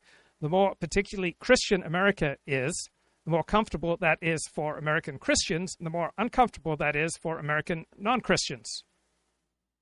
Right? Jews usually have an interest in a more secular America and more secular institutions because that is more comfortable for them. Religious Christians, on the other hand, I would expect would have an interest in a more intensely particularist and Christian America. So different groups have different interests. The future era, we're going to have a dictator, who's going to rule over us. And on the other hand, traditional Jews often feel a benefit and appreciate a more Christian America because it promotes Jewish cohesion and esprit de corps because there are fewer possibilities for assimilation. That's the highest form of government. Already, if you know a little bit about Jewish intellectual history, you know certain problems. After all, there's a machlokes among the Rishonim. Was the monarchy, king, was that a commandment or was that an option? And Shmuel, if you read Shmuel on the face of it, it seems that the way he speaks about all the bad things that a king are going to do, it seems that this wasn't a requirement, although in Devarim it would seem perhaps differently. But this is a dispute. So after World War II, many of these explicit anti-Jewish quotas diminished and went away, and anti-Semitism due to the Holocaust became untenable as a respectable position. Also, the Cold War created pressure to demonstrate that America was a meritocratic country. So the big breakthroughs for Jews in these elite academic departments occurred from 1945 into the early 1950s. Economics developed a parallel track earlier because it had technical and quantitative channels. So a Jewish economist who could do mathematics found a little bit more room to maneuver than a Jewish scholar in English and history. The gatekeeping logic was the same. The Protestant gentleman had less to protect when the argument was about supply curves than when it was about the meaning of American history and American literature. Among our sages. Okay, so we do establish the kingship. Maybe then it's a requirement forever, or maybe not. Yes, the Rambam describes the idea of an actual king from the descendants of David, an absolute monarch, and the things that the Messianic king could do. He could take your children and put them to work. I mean, all these things that no one reading it, take Hilchos Malachim, no one reading it with a modern mindset is comfortable with. Now, if you say, well, that's because you have a modern mindset, you got to get out. You have to. So the leading figures in sociology were Protestant, of Protestant background in America. And sociology was fairly hostile to Jews up until 1945. Sociologists prior to World War II tend to be social Darwinists. They tended to be pro-eugenics, though not more so than other academics. They were often preoccupied with population homogeneity and a certain shared group consciousness where the presence of groups was a threat. But there was also something in sociology that offset this. Sociology from its beginning as a science in the 19th century, has focused on the excluded, the marginal, and the poor. So this created an odd opening for Jewish scholars. So Jewish scholars developed concepts about the marginal man.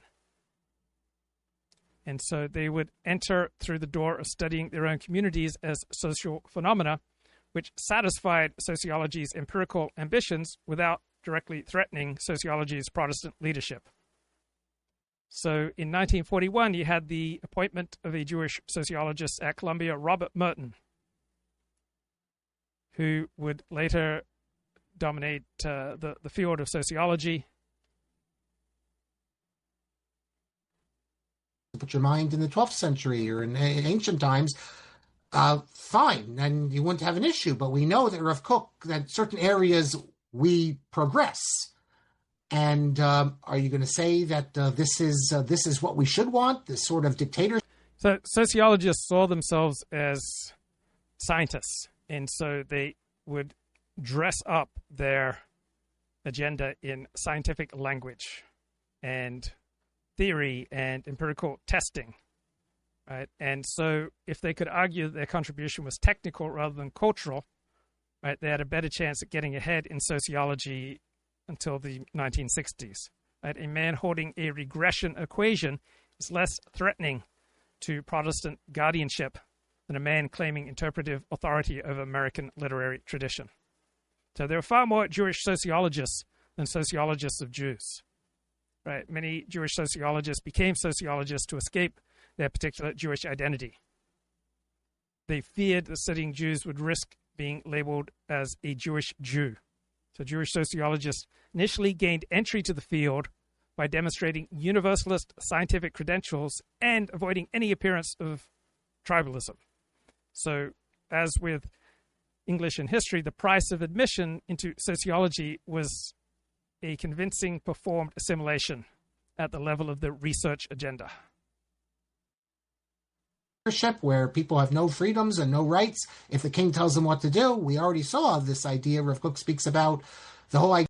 So sociology cracked open to Jews earlier than history or English. So really cracked wide open in 1941. But the conditions of entry for Jewish scholars were narrow. You had to be technically competent. You had to change your name. You had to study with a universalist framework in your research agenda. Idea of an optional war, that the king could just decide he's going to go to war because he wants to expand his territory, that this is something we're going to move beyond. So the idea of a king is going to be troubling for people. Abarbanel, by the way, Abarbanel lived through monarchy and he saw the problems of it. He was riding high on the horse in the monarchy until things changed, and then he had to flee. So he writes about, makes his way to Venice, and he sees how the Venetian kingdom runs, and he writes about how monarchy is the worst system, and that the system of Venice, quasi, I'm not going to call it democratic, but at least the system of a proto-democratic for the aristocracy, for the elites, that he sees this as a much better way to run the government. Well, this is obviously going to be a problem. Now, I think many people, if you just think about it, they might conclude that the reason texts in the Gemara and elsewhere describe the messianic king and messianic kingdom is because that's the form of government they knew. After all, the fundamental idea of the Messianic era, we know it from the prophets, of peace, of the word of the Lord going out from Jerusalem, a return of the Jews to the land of Israel. There's one view in the Gemara that says that, as we understand, according to Rashi, Rabbi Hillel's view, that there's not going to be a Mashiach. So Rashi explains, and others explain similarly, that it means there won't be a... So a different thing happened in anthropology. Franz Boas left Germany. Even though he was a German supremacist all his life, he moved to the United States and he became a professor of anthropology at Columbia University in 1899. He stayed there for the rest of his career. He developed the #1 anthropology department in the United States. So he was the national leader in anthropology. So why did anthropology crack open in a way that other academic professions did not. Because anthropology, particularly cultural anthropology, was based on the argument against the genetic reality of race. It was based on an argument against race science that the Protestant elites used to justify Jewish exclusion. So Boas was all about race science being nonsense, that group differences were based in culture, not in biology, that the measurement of skulls proved nothing about mental capacity, and it was also very anti-eugenic. So a Jew running this type of argument and department has an obvious social, cultural, personal stake. And also the argument was productive and shared by an increasing number of elites. So studying indigenous cultures and measuring immigrant bodies and tracking the linguistics of Pacific Northwest tribes required field work that many genteel Protestant elites did not find appealing. So Jews poured into anthropology from 1900 on in the United States and dominated the field. But their entry was real but narrow. Anthropology was a low-prestige frontier discipline, primarily studied non-white peoples. It was outside the core humanities. Protestant elites did not regard anthropology as a type of cultural guardianship. The entire so-called scientific program was a weapon against race science that underpinned Jewish exclusion. So Franz Boas and his students were let in because they were useful and because they were claiming territory that the Protestant elites did not want. They were doing the work that real Americans didn't want. As for psychology, Jews built much of the intellectual foundation of psychology, but they were systematically barred from elite American academic departments that adopted the foundations as their own. A personal Messiah, that there's just going to be a messianic era, an era of peace. Now, the Rambam doesn't accept this view, but this is the view mentioned by Rabbi Hillel, who was condemned there for saying this, but probably because he probably meant there's no Mashiach at all. That's why he's condemned for that. So, but you have this idea expressed elsewhere as well of a messianic era without an individual. So how important is the individual? Is this central, as some visions of the future see it? Or is really the focus on God and on the Jewish people? So the best medical schools had strict quotas for Jews beginning around 1880, when there was a massive wave of Russian Jewish immigrants, and they stayed in place sometimes up until the 60s. George Washington University would mark applications from Jews with the letter H for Hebrew. At Columbia, the number of Jewish medical students fell from 47% to 6%. Many of these elite university medical schools wanted to limit the number of Jews to roughly their proportion in the state population. And not all the reasons that they would give for deliberately limiting Jews were the real ones. One dean in 1935 said, "Never admit more than 5 Jews, take only 2 Italian Catholics, and take no blacks at all." So instead, many Jews and other minorities enrolled at NYU instead of Yale Medical School. Those Jews who managed to graduate from elite medical schools then ran into hospitals who would not take them. So hospitals restricted access, would not tend to hire Jewish doctors. So many Jews rejected by American schools went abroad. 2 of the 3 Sackler brothers were shut out of every New York medical school, and they had to attend medical school in Scotland. So quotas were well entrenched by 1945, and they were gone by 1970. After World War II, the Holocaust made explicit racial exclusion untenable as a respectable position. Peace. So this is obviously an issue that Rav Kook is interested in, and he's living in an era, of course, where monarchy is not the standard form of government. He's not prepared to jettison the monarchical mile entirely, but he does break new ground, I believe, because he says that, yes, there will be a messianic monarchy. Look, that's what the Rambam says. He's working very much within the Rambam's frame of reference. He's not moving beyond the Rambam and saying, well, there's other models of a messianic future. But he says that this monarchy could be a monarchy with limited powers. And as I say in the book, I don't think it's too much of a stretch to think about monarchies like in the United Kingdom, where the monarch has a symbolic role. He's the representative of the people, but he does not rule in the traditional sense. And this, too, is in contradiction to the Rambam, though. So I'm not sure why Rav Kook is so... Probably because, the tradition, it's in Yeshayahu, a shoot shall come out of Jesse. We do speak about a figure. Fine, if you don't want it to be a king, you can speak about a great man, a great rabbi, a great figure, someone who's going to lead the Jewish people. I don't know, maybe like Lord of the Rings. Think of, I forget his name, someone will remind me and type it in. So Lindy Man has an interesting tweet. It says one thing about Trump. He will be playful and mocking of Christianity and Islam. He'll say Allahu Akbar. He'll swear on Easter, but he's always serious and respectful about Judaism. Never mocks or demeans or says anything disrespectful about Judaism. Trump takes Israel and Judaism seriously. One who I forgot the name of the guy who's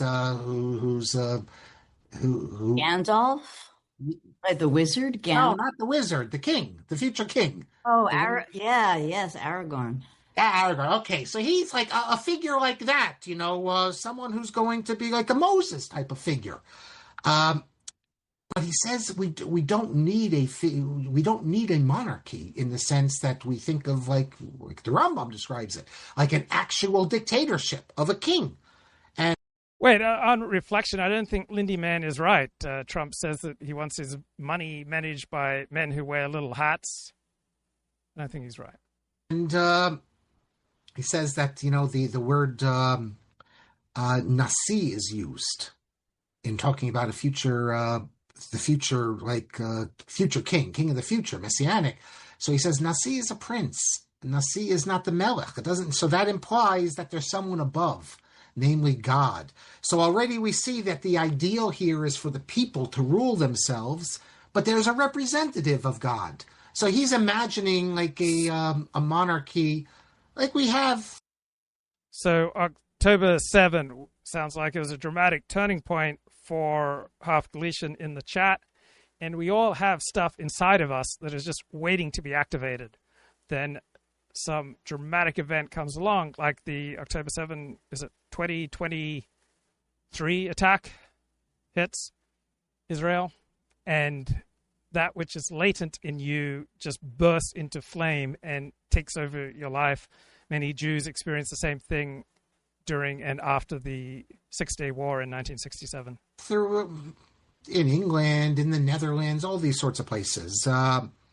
In fact, with regard to Rav Hillel's famous statement that there'll be no Mashiach for Israel because they already enjoyed him in the days of Chizkiyahu HaMelech, that Rashi says he's not denying the messianic era. He's just saying there won't be an actual king. According to Rav Kook, Rav Hillel believed, like Abarbanel and others, that the reason we had... So which humanities department was the most resistant to hiring Jews? It was philosophy, at least at elite American universities. And the reason was stated with candor. So it was only when elite universities became secular, then philosophy departments were about the last to hire Jewish professors. It's not because they were more anti-Semitic than their peers in other fields, but Jews were regarded until the 1950s as non-Western, and therefore unfit to teach Western philosophy. So Harvard philosopher William Hawking said the Jewish mind could not properly interpret and teach the philosophy and history of Western Christian civilization. So my father went to college with a Jew who converted to Seventh-day Adventism, and I remember my father remarking nobody liked him because he retained all his Jewish characteristics. So I assume that means he was perhaps more open, more emotional, more likely to wear his feelings on his sleeve, more intense. So history in English required a historical argument about Jewish unsuitability, but philosophy had a metaphysical argument. The philosophical tradition ran from Athens through Rome, through Christendom, to Protestant universities of Germany and England and America. It was a story about reason as a Western inheritance. So to allow a Jew to teach Plato or Kant was in the mind of the philosophy elites. To allow an Oriental interloper to claim stewardship of something that was not his. After World War II, after the Holocaust, European Jews were reimagined as European and therefore Western. Therefore, social barriers to Jews broke down in most areas of American life, including academic philosophy. So the war didn't just discredit anti-Semitism as policy, it reclassified Jews racially in the American mind. So the shift was ontological, about ultimate causes, before it was institutional. At a monarchy was because of a lack of ethics among the people. The people lost, and this is the pshat, I think, if you look in Sefer Shmuel. The people lost the ability to rule themselves. They needed a ruler. They needed someone to control them. They couldn't, get along properly, all the things they needed. However, with the rising of a strong Jewish ethical level, only a strong national identity will be needed, rather than a monarchy. That's Rav Hillel's position. And Rav Hillel, like I said, is rejected, with Rav Yosef saying, may God forgive him. And Rav Kook explains, again, no one, as far as I know, has ever said this, that Rav Hillel's view is rejected not because it's wrong. Really, Rav Hillel is right in a theoretical sense, but because the Jewish people are so attached to. So during the early decades of the 20th century, many elite philosophy departments were glad to borrow a Jewish philosopher briefly, right? They would borrow Morris Raphael Cohen, right, for a semester, but none wanted to keep him. To the concept of King Mashiach, son of David, they don't regard this as a burden upon them, having a king. So philosophy regarded itself as the custodian of Western reason. So that made Jewish entry uniquely threatening when Jews were not viewed as Western. A Jewish historian of colonial New England challenged Protestant claims to American identity. A Jewish philosopher claiming to teach Kant challenged Protestant claims to reason. So the guardianship question was maximally acute in philosophy because the content of philosophy was a theory of universal rationality that Jews were presumed to be precluded from accessing because they were not Western. The entire intellectual architecture of philosophy was built into a curriculum that excluded Jews. King, but a source of pride. In other words, the entire notion of a king, Melech Mashiach, comes from the people's desire. So the elite law schools all minimized entry of Jews until the 1960s. For this. And if they didn't have that desire, then Rav Hillel's view would be accepted. But even though they had such a desire, and therefore this is what's part of our tradition, it will not be a real king in the future. It'll be this symbolic king. Or perhaps the implication of what Rav Kook is saying is that when we actually get to a point when people are not attached to a system of monarchy in the slightest, like in England, if the Jewish people were in England, okay, then the Melech Mashiach would be a figure like the King of England. But let's say when the Messianic times comes that the people are like the people of America. So in the chat, a comment from Kemadov, I am painfully aware of the bloody history. My personal lived experience, both during my first 14 years as a secular Jew and then since as Orthodox Jew with Christians, has been overwhelmingly positive. So some may find a certain lack of flexibility by Kemadov with regard to some questions of ultimate truth. If there is any truth to that assertion, it's something that many people who are frum from birth often notice in Balei Tshuva penitents and converts, right? There is a certain anxiety that comes with being a convert to Judaism or a late adapter of Judaism that does incentivize people towards a certain inflexibility. So if you go to a shul and nobody is speaking during prayers, during davening, right, that is a Balei Tshuva shul, right? You go to a shul that is overwhelmingly composed of people who are Orthodox from birth, then they'll just be constantly talking during davening. Who have no connection to a system of monarchy. Then the implication seems to be... And Kemadov says, I choose to focus on the positive. Yes. So I choose to focus on the positive in all sorts of areas. In my own view of myself, in my view of California, in my view of Los Angeles. That the messianic figure should be imagined as someone other than a king.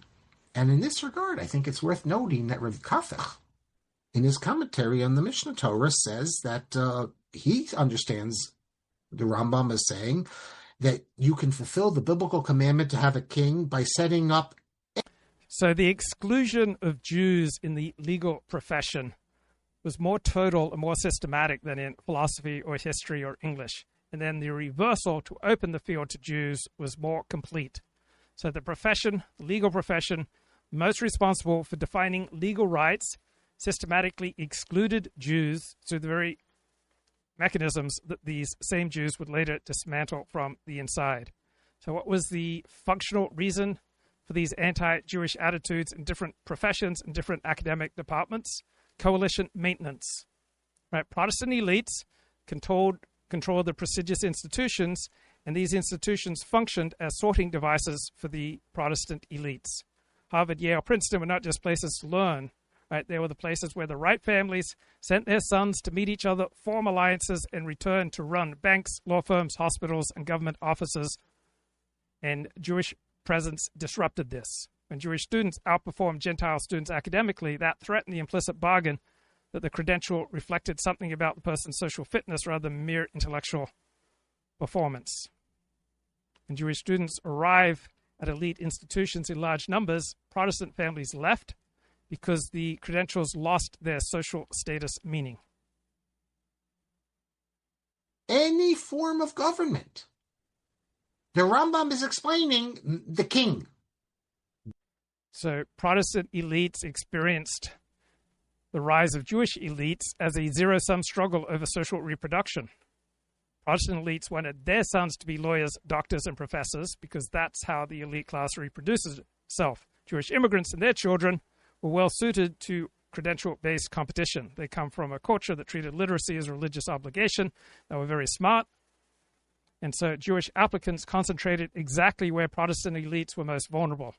At any field that was meritocratic, any field where performance could be measured, where the existing gatekeepers could not plausibly claim the entrance lacked merit, that's where Protestant elites were most vulnerable.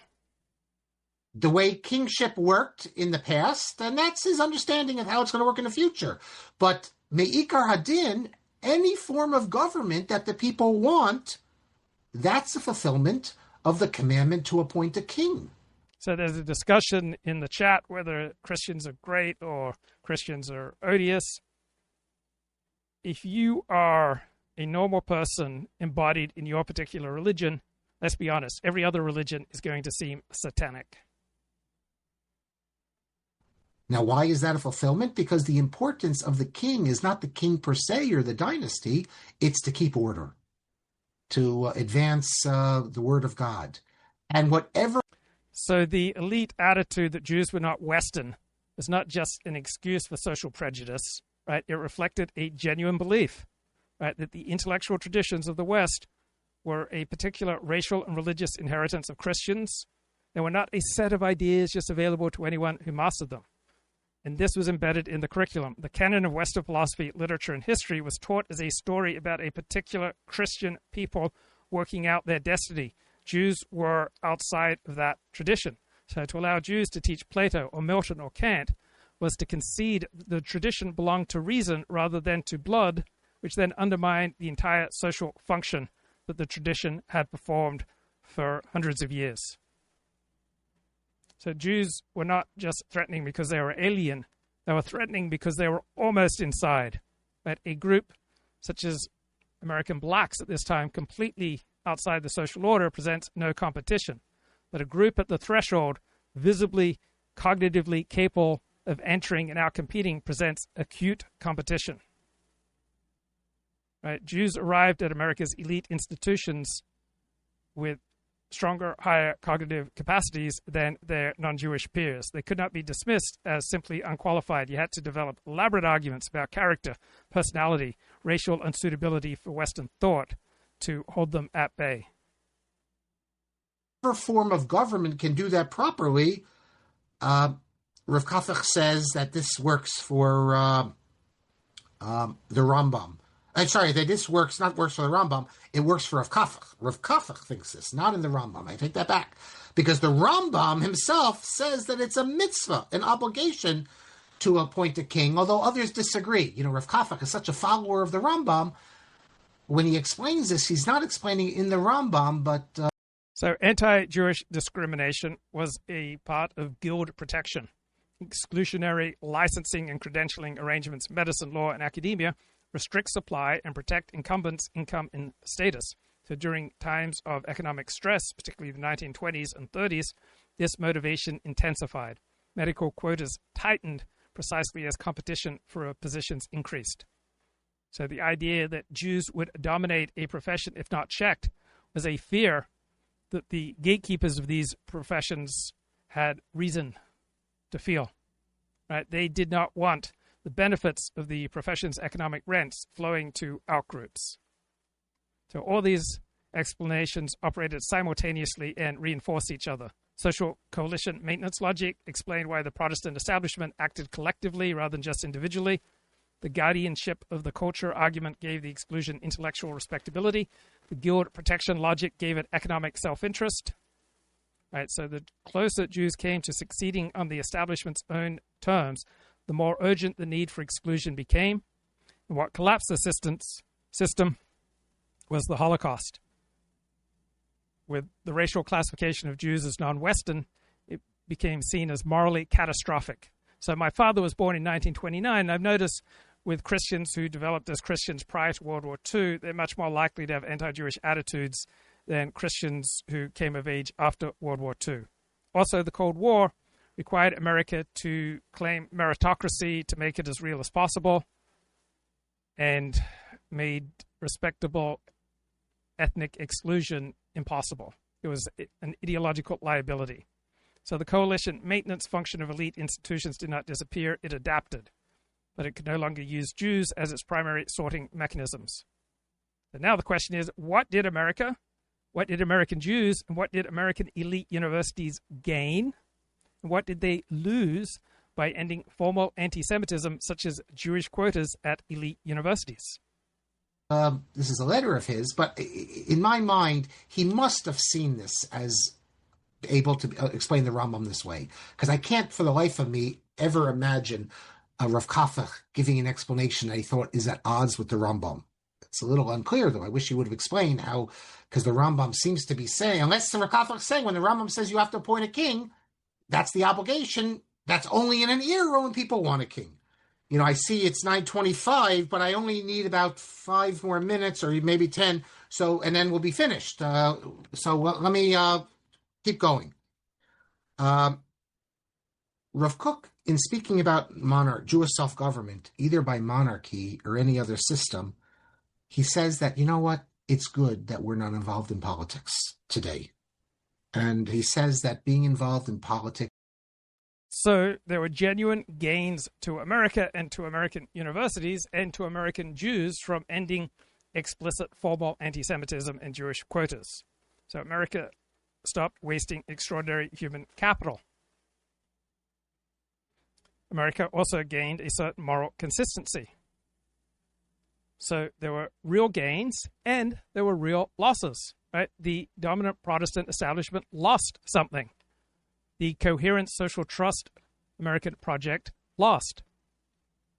Right? Elite institutions weren't just merely vehicles for racial prejudice. They were real communities with real internal coherence, with real social trust, a shared tacit experience, shared assumptions about the purpose of education, shared moral code, shared understanding of civilization, shared understanding of sexual ethics, how one should marry, how one should speak, and what were your moral obligations. And this coherence largely comes as a result of homogeneity. You cannot have coherence in social trust and social cohesion without homogeneity, at least without epistemic homogeneity. So no amount of insisting in terms of ideology changes reality. So when Harvard's undergraduate body shifted from overwhelmingly Anglo-Protestant to diverse and heavily Jewish, Harvard changed. In some ways it changed for the better, and for other people there were significant losses. Right? Boston Brahmin families stopped attending. They were responding to real changes in the institution. So Jewish Americans gained enormously in material terms, and Jewish Americans lost considerably in internal solidarity. Exclusion, persecution, and forced separateness generated intense in-group identification and esprit de corps. Jews often had to assimilate to succeed in material, secular, professional terms, so they had to give up their Jewish identity, their Jewish practices, their coherent Jewish outlook. So Jews who assimilated lost the rich Jewish communal experience. There was a subtle loss for Jewish intellectual life. Right? The concentration of Jewish talent in a few marginal institutions, alternative professions, and outsider positions produced a distinctive Jewish critical sensibility. As Jews moved inside the establishment, their outsider perspective softened until it completely diminished. So the integration that gave Jews access to Harvard also gave them Harvard's assumptions, which were not always an improvement over their Jewish tribal assumptions. So American elite universities gained intellectual vitality. They lost social trust and social coherence.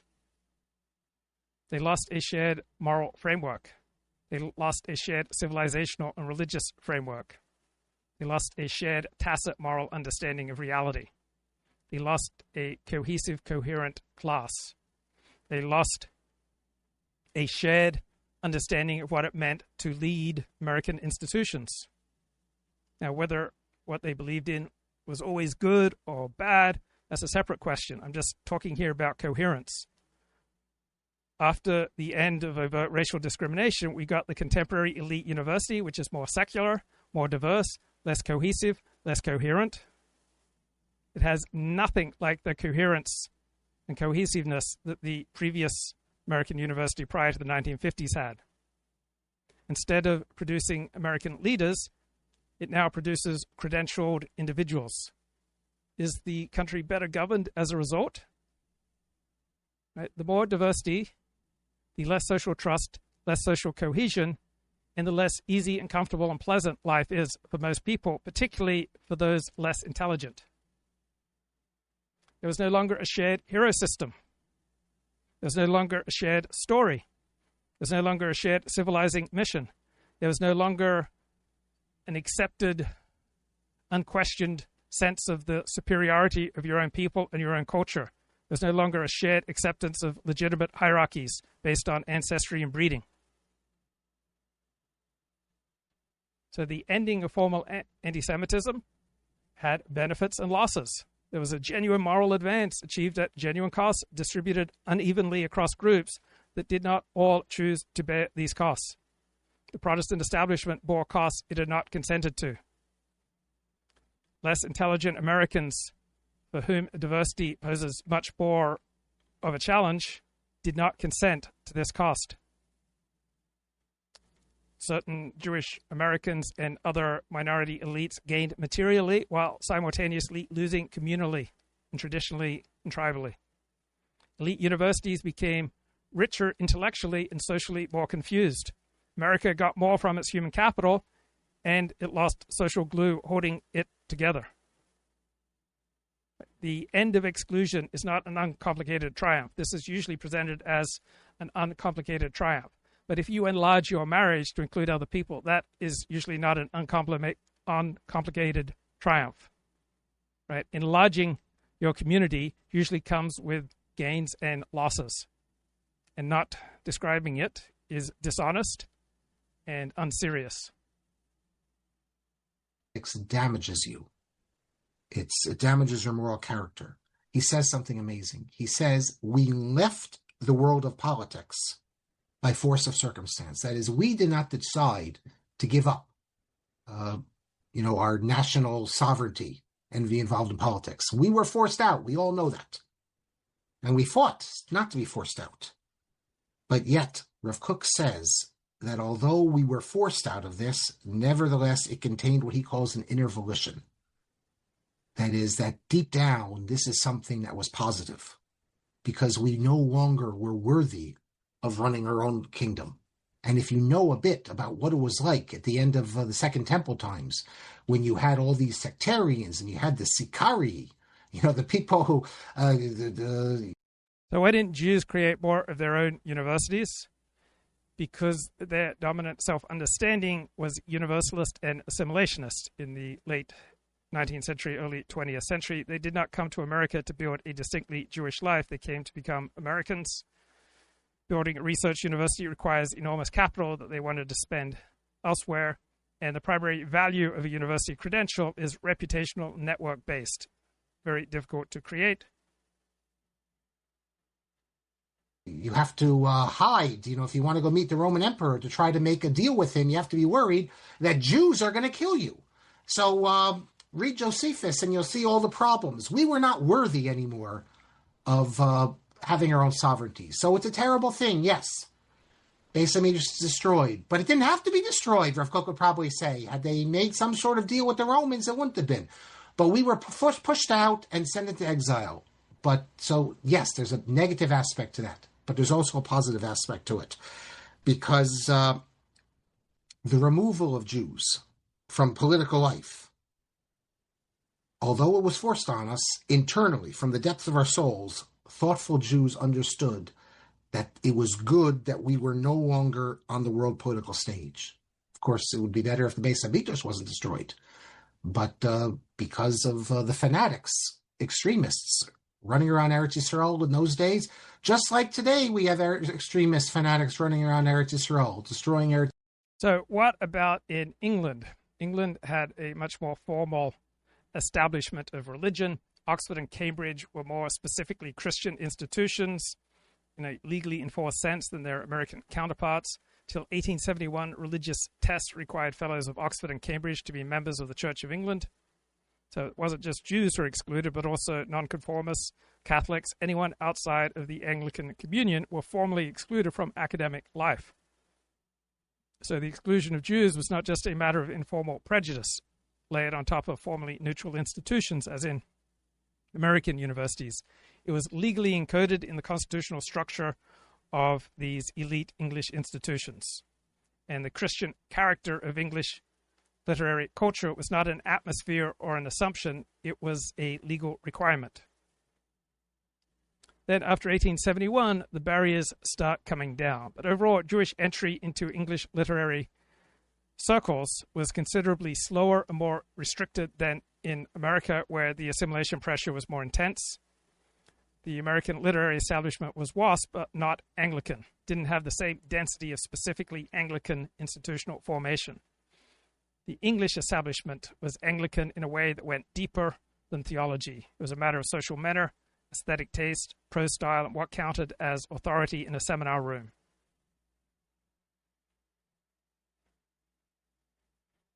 Israel in the world's in the eyes of good people. I'm not talking about the evil people. Hilltop youth and all these crazies out there who are going to be the undoing of so much good things. People understood, Rav Kook said, that we were not worthy of ruling anymore. And Rav Kook says, however, that the time is coming, it's coming near, that we will be able to run our own country again.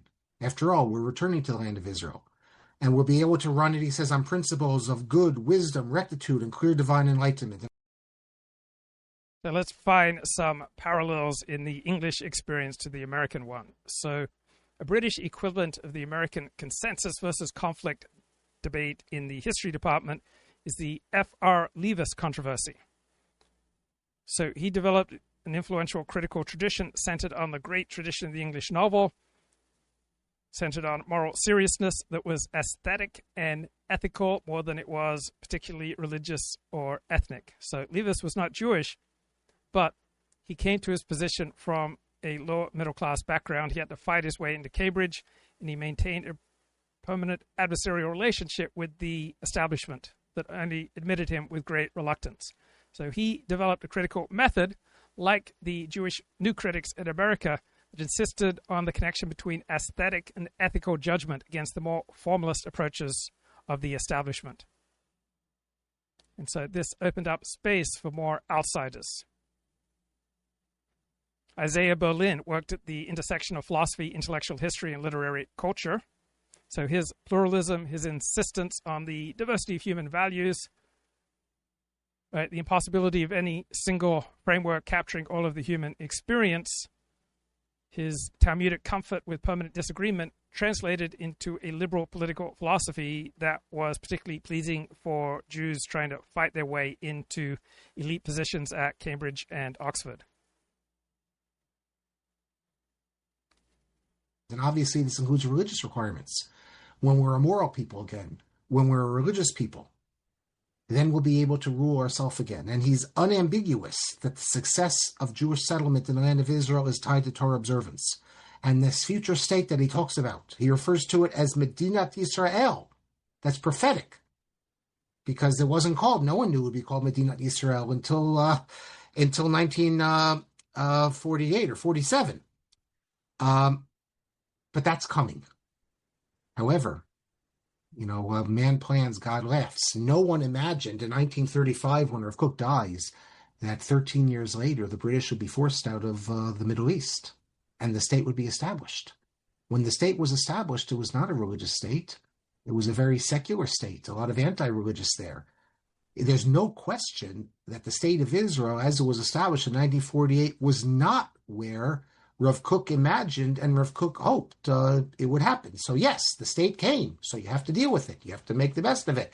You have to try to establish it. But understand something, that as far as I see it, for Rav Kook, had he lived to see the establishment of the state, it would have been bittersweet. On the one hand, of course, there's happiness that finally God is giving us an opportunity to rule ourselves. But on the other hand, a recognition that really we're not ready for this.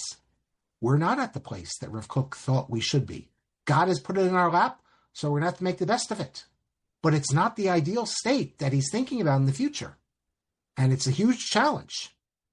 And similar, Kook, do you know that on the 1948, when the state of Israel was proclaimed, or 447, I should say, when the United Nations voted to partition Palestine, all the Jews were out in the street dancing. Rav Kook went to Rav Harlap. And they didn't go out to dance. They cried. They cried because, how could they not cry? Important parts of Eretz Yisrael, Yerushalayim, as well as other parts, were not being given to the Jewish people. So yes, there's obviously joy, independence, there's a state, but on the other hand, it's joy mixed with sadness. I have no doubt that that's what Rav Kook's attitude would be in 1948. Of course there's joy, but also sadness that we're not ready for this. And are we up to this task? And so I think that's also at odds with how people often portray Rav Kook. You have to see the complexity in Rav Kook. So I end the chapter that way. And then in the conclusion. The conclusion, I say that it's not an exaggeration. After we've gone through this whole book, to say that almost everything he touches comes with originality. And I say that in this book, I touch on matters, I deal with matters that are of particular interest to me. But there's much more in his thought that's groundbreaking that I have not dealt with. Much of it everyone knows, or a lot of people know. And in addition, if you look through the new writings, there's all sorts of other groundbreaking things. But I didn't feel like I had something to say about them. When I deal with all these matters, I try to put it into a larger context. I try to deal with other thinkers. And those who've read the book know in the footnotes I contrast him in areas where I don't feel like I have a handle on, especially Kabbalah. I don't want to go into that. I go into the matters where I feel I could show Rav Kook's originality, his significance. Now, Rav Kook was clearly influenced, I say, by the literature of his time, both Jewish and secular, as well as by larger forces. Knowing it didn't come out of Yesh Me'ayin, ex nihilo, and yet it was his particular genius that altered the face of orthodoxy. And then they asked the question in the last two paragraphs, what are we to take from Rav Kook? And I think that, as with so many other thinkers, we have to speak in terms of enduring and transitory. That so much of Rav Kook is enduring, and in many ways, he is the thinker for our times. He's the one who understood that now we're moving out of the ghetto. We're entering history again. We need to be a complete Jewish people. To be in modern times, you can't just be studying Torah and davening and to be a complete Jewish people. It needs to encompass everything. He recognized what the irreligious are giving us. In so many ways, Rav Kook was ahead of his time, and it's enduring. But we're not Hasidim, I say. Or those of us who don't want to be Hasidim. Only Hasidim, I write, have the luxury of accepting everything their Rebbe taught. So a Hasid who disagrees with his Rebbe is no Hasid. Marc Shapiro, by contrast, is a modern Orthodox Jew. His audience is primarily the modern Orthodox, I would expect, though there are a few Hasidim who follow him. And one wonders, I add, do they really accept it? We, who are not Hasidim, have to look at even our greatest thinkers and see what speaks to us and what doesn't. And in the book, I dealt with things that I think speak to us without getting into the whole Zionist. Look, Rav Kook thinks, let's not sugarcoat it, unless you're living in the land of Israel, you're a defective Jew. You can only be a complete Jew living in the land of Israel. I understand that, and much has been written on it. But Rav Kook also says a lot of other things, and that's what I wanted to deal with. We have to look at even the greatest thinkers and conclude that sometimes their ideas really don't speak to us. So, for example, the role of women. So much of Rav Kook is enduring and valuable, and we could sign up for it. But some areas are not going to be really appealing to us today. His view of women's suffrage, for instance. Rav Kook did not believe that women should vote. He thought that, the man is the outside in the world, the woman is in the home. I mean, who today can accept that, take it seriously? We can understand how he could have said in his era, in a time when even the right to vote in America was something that was being thought about. The same can be said as how he characterizes nations by their different natures. The Greek nation is this way. This was a common theme in 19th century German thinking as well. His perhaps overly optimistic approach towards the trajectory of human nature. But I think, as I said, much of what he says, especially for the modern Orthodox world, is timely, relevant, and spiritually inspiring. Yes, it's true that sometimes it's not the answers he gives that speaks to us so much, but the fact that he was willing and brave enough to raise the issues. I mean, think about sacrifice that we spoke about today. It's hard for me to imagine many who are going to, unless you're a big mystic, who are going to be drawn into his idea that maybe the animals will have their natures raised, so that most of us are more comfortable, I think, with the Rambam's view as Olam Keminago Noheg, that the only difference between the Messianic era and our era is Shibud Malchiot, that is. So I'm often jarred when I listen to Marc Shapiro because he engages in objective analysis, and then you get this entirely subjective expression of his hero system that is much more liberal than my own. It's an era of peace and where Jews control their own destiny. But nevertheless, the idea that he is willing to raise topics like sacrifices, can they still speak to us in a future time? I mean, these are things that will be very important. And even when his approach doesn't satisfy us, he opens the doors to such matters so that they can be part of what I call the Jewish national conversation, natural morality. The idea that natural morality evolves. It's all latent in the Torah. It's not. We're not adopting. When we speak about our conscience, we're not adopting a Western idea, progressive idea. No, this is latent in the Torah. The Torah wants us to have this idea. But the conscience of a Jew in the 21st century is different than the conscience of the Jew of the 18th century. And Rav Kook sees this as nothing less than a revelation from God. So therefore, new understandings of morality are going to cause us to have to look back to the Torah and see what we can derive from this, and how we will understand the Torah. Every generation does this. Every generation with its own moral understanding. And I end the book as follows. Rav Kook's answers, almost 100 years after his death, might not be our final destination, but it was he who showed us how we must travel. So with this, we come to the end of perhaps, but Ethan Tucker would have to wait to a future Sanhedrin to make some of these rules. Like Ethan Tucker counts women for a minyan, and he makes an argument, but he has to reject the Shulchan Aruch, and he has to reject the standard tradition. So Rav Kook's point is that we do not have the ability to make these changes, but we will one day.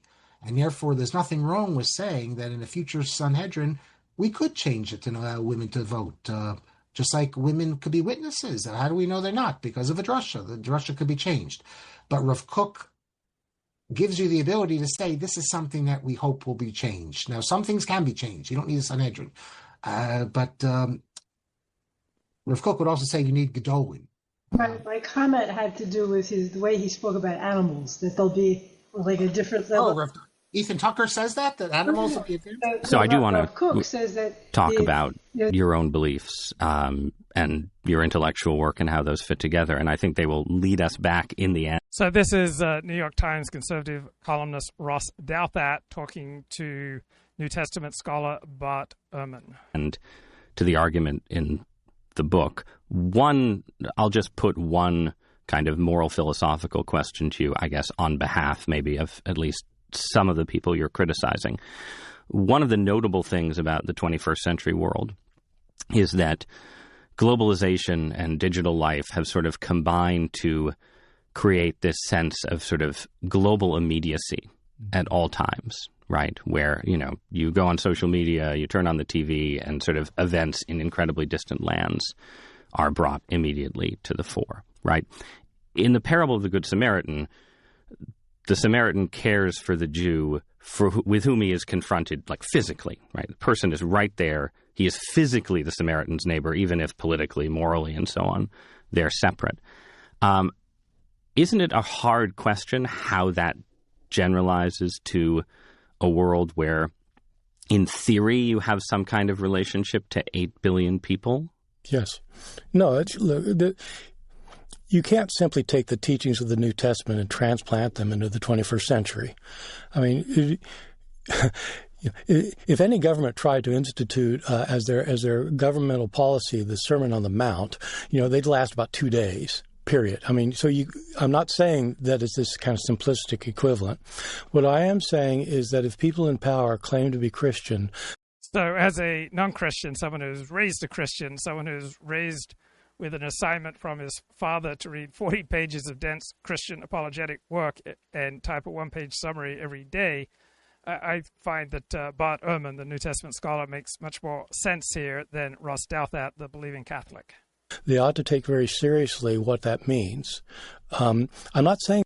So from my perspective, just objectively, Bart's points just make much more sense than Ross Douthat's. That it's going to necessarily affect immigration policy, for example, but the Bible's quite clear that even in the Old Testament, love your neighbor as yourself meant your fellow Israelite, or it explicitly states anybody who immigrates into Israel is to be treated like an Israelite. So does that have any effect or not? I mean, if you're not a Christian, no, it wouldn't have any effect. If you are a Christian, you at least ought to think about it. All right, let's talk more about your own relationship to Christianity. And I feel like often when I read a book or an essay by someone who says, I'm not a Christian, but as a historian or as a cultural critic, I'm here to emphasize Christianity's importance for the culture that we all live in, that person often is sort of tiptoeing toward Christian belief. That sometimes is sort of an intellectual way station where first you say Christianity is important, and then you say, well, maybe it might be true. And Half Galatian says, the New Testament is powerful invective to demonize people, but it's shoddy and error-filled, contradicts itself everywhere. Well, a well-meaning, objective student of the truth could say, and might say, the same thing about Torah. So Sometimes a text functions as a powerful invective to demonize people. Texts do not just live in a vacuum. They are understood through particular people at particular times and places. So for some Jews, their primary experience of Christianity is that of an exterminationist threat. And so those Jews, you would expect them to have a different reaction to Christianity than those Jews whose primary experience of Christianity is positive, respectful, admiring. So by and large, Jews from Western Europe, Jews whose ancestors were from Western Europe, tend to be more centrist in politics and tend to have more positive attitudes towards non-Jews than those American Jews. I think about 80% of American Jews whose ancestors come from Eastern Europe, where their ancestors lived in a community where there was a great deal of loathing for non-Jews and non-Jews loathed them. By contrast, Jews out of Western Europe had much more respectful, even admiring and positive interactions with non-Jews. So the New Testament functions as a tool of hatred and extermination at times for some Christians in certain places with regard to Jews. At other times, in other places, for different persons, it does not function that way.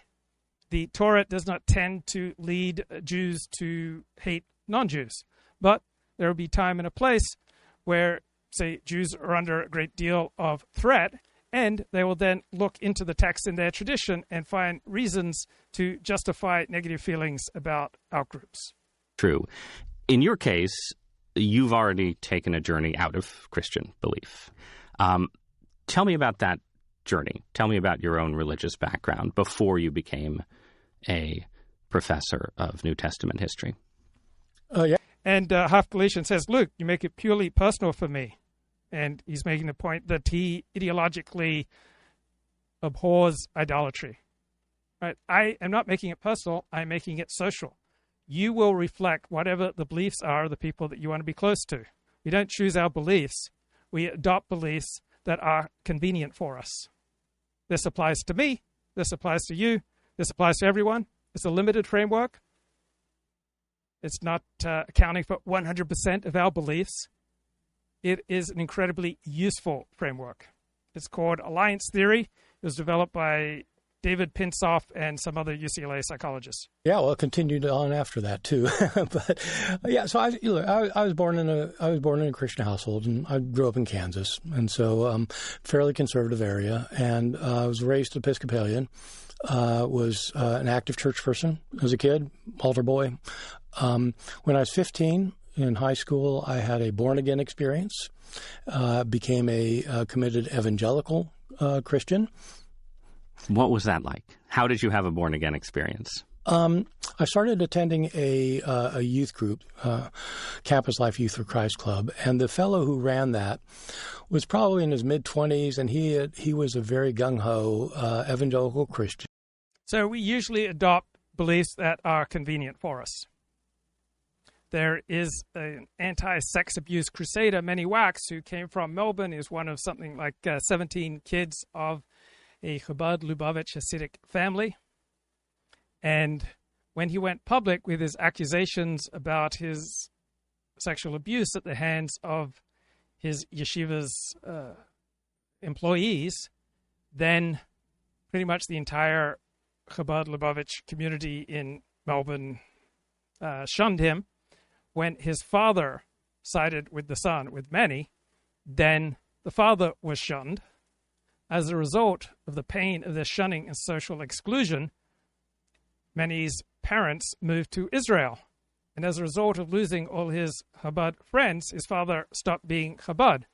But he kept up with his crusade against rabbinic sex abuse, and other Orthodox Jews wanted less and less to do with him. So when he had no alliance structure, no community in Orthodox Judaism, he completely gave up on Orthodox Judaism and belief in God. So we tend to adopt whichever beliefs are most convenient for what we need. Right? It's not just that convenient beliefs are easy beliefs. They are the beliefs that keep you inside the coalitions that sustain your life. Right? think about this in terms of evolution. The safest place for you to live and be well and to reproduce is inside the herd, in the middle of the tribe. So if you go beyond what is convenient to believe, that is bad for your reproductive strategy. That is bad for your happiness. A normal person does not move beyond what is convenient to believe. That is why you virtually never learn anything from a conversation about anything abstract. Because in conversations, people just regurgitate what they're expected to say in that particular social situation. This is also not just the operating system of normal life. This is the operating system of intellectual life. Our beliefs are rarely individually chosen. Our beliefs instead are coalitionally maintained. People do not have any evolutionary reason to ask, inquire, and study whether a claim is true. There is no evolutionary benefit to studying and choosing abstract truth unless it provides status, which comes with resources, which does give you an evolutionary benefit. People adopt the beliefs that keep them in good standing with the coalition that protects them, provides them with income, status, and social recognition. Our beliefs are coordination devices. Our beliefs let us align with strangers quickly without the expensive work of verification. Deviating from these beliefs will be experienced by others as betrayal, not curiosity. The social response to any deviance from expected beliefs is not refutation, it is exclusion, and in evolutionary terms, this is the kiss of death. So the places we fear to go are clear because the places we fear to go intellectually will create social exclusion. Like, convenient beliefs are those beliefs that are situationally adapted. Right? Beliefs give you community. Right? It's not just your interest narrowly conceived, it's the entire encompassing social structure and understanding of reality that demands a certain beliefs.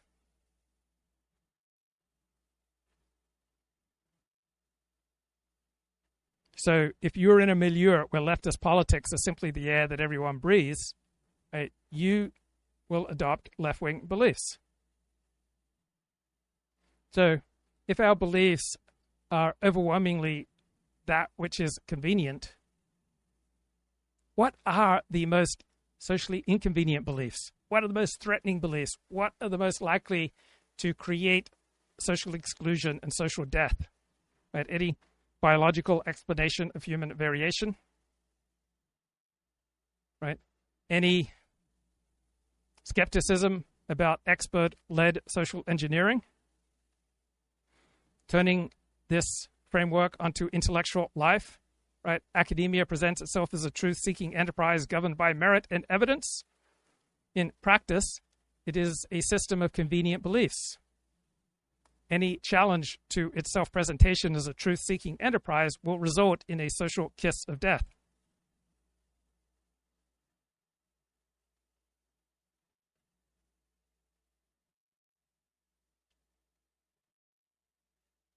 Who believed that if you don't commit your life personally to Christ as your Lord and Savior, you're not really a Right. Christian.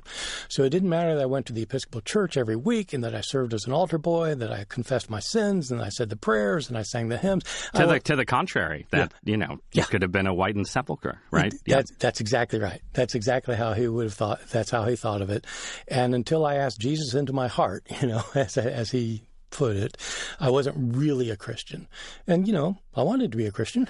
And so I did that. I committed my life personally to Christ as my Lord and Savior and became very gung-ho about my religious faith. Did you feel that as a personal transformation? Yes. Very much so. It was a kind of an elevated spiritual experience where you felt kind of a burst of joy and a sense that something had changed now. And so when they call it a born-again experience, many people actually have that sensation. Other people don't, but right. I happen to. This fellow had gone to Moody Bible Institute for his college, and he's very big on learning about the Bible. I knew nothing about the Bible as an Episcopalian. Right. They'd read it and then preach on it, but he's like, I didn't know anything. And so I got really... As Catholics, we always think that's the safest approach. I know. Sorry. That's a joke for Protestant and Catholic listeners. Go on. Sorry. No, when I taught at Rutgers, most of my students were Catholic, and it was a big sea change when I moved to the South. Yeah. So anyway, I decided to be a committed Christian, go to Moody Bible Institute, and I really did become a Bible nerd there. I mean, that was day and night studying Bible and theology for 3 years. And Moody you would describe as fundamentalist in some way, right? Which effectively means, well, there's a lot of stuff associated with it, but fundamentally it means that the Bible is inerrant in a really strong understanding of the term. Any contradiction should be reconcilable. That's right. Yeah. Contradictions, not just internal contradictions within itself, or between books, but with science, or, right. 6-day creation, Adam and Eve. It's just like all the flood, it all historically happened, and everything about the Gospels literally happened. And so, it was fundamentalist in that sense. And I bought into it. I just thought that was, and so, when I left there, I went to Wheaton College, which was Billy. So I am no exception to what I'm talking about. I have convenient beliefs, right? Systematically dissecting everyone else's convenient beliefs is the purest, most objective form of truth-seeking available. That's one of my convenient beliefs. I am allowed to study motivated reasoning in everyone else without ever having to pick a side. I believe I'm engaged in a rigorous intellectual project. It's not just a quirky obsession or a subtle form of entertainment. I frame what I'm doing here as serious analysis. And that way I don't have to worry that I shouldn't go here. By seeing adaptive fictions that hold every coalition together, I feel like I've successfully transcended my own. I get to feel superior to all the groups I analyze while staying comfortably inside my own comfortable belief bubble. The 2026 Iran war scenario is a perfect high-stakes laboratory for testing my ideas across every conceivable tribe. Most people are trapped inside one narrative coalition. I'm one of the rare few who can map them all from the outside. I get a steady drip of intellectual superiority with each new list I come up with of 10 convenient beliefs. Continuing my series in this orderly, rapid-fire way demonstrates my disciplined curiosity. It's not a fixation or confirmation bias.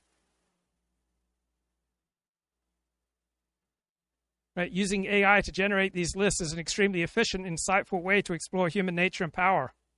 I get to turn what feels like cheating into a cutting-edge methodological innovation. The enjoyment I get from these lists is harmless philosophical pleasure. It's not schadenfreude or a subtle power trip. I get to keep asking for more while telling myself this is all good fun. I'm self-aware enough to request my own convenient beliefs. That puts me ahead of the people I study. I get to congratulate myself because I'm turning the lens inward rather than feeling brave. By studying convenient beliefs in every group, including in myself, I'm engaging in a rare and superior form of truth-seeking than most people are psychologically capable of sustaining. I get to sleep soundly, knowing that my every request, my every list, even this self-referential list, is simply the highest expression of intellectual honesty in an age of convenient fictions. Right? That is a look into my list of convenient beliefs. Graham's alma mater, which for me was a step towards liberalism. Yeah. And I started moving away from the kind of strict fundamentalist thing. You don't want to hear the whole story, but I decided I wanted to do a PhD studying Greek manuscripts of the New Testament. And the world expert on that was a guy named Bruce Metzger, taught at Princeton Theological Seminary. So I applied there, and I went there, and I studied with him. I did both a master's degree and a PhD there, and became an expert in ancient Greek manuscripts. And over time, I moved away from this evangelical belief, especially this hardcore inerrantist thing. And by the time I was through there, I was a fairly mainline Protestant, Christian who, when I graduated, I was a pastor of a Baptist church for a year Princeton Baptist Church. I was at American Baptist Church and preached on the radio every week. You know, you were the second former American Baptist pastor that we have had on this show. So this is a fun exercise. List off 10 convenient beliefs for various communities and individuals. How about 10 convenient beliefs for Megyn Kelly? My decision to walk away from legacy networks and build my own platform was a heroic act of journalistic integrity. It wasn't a career-saving pivot.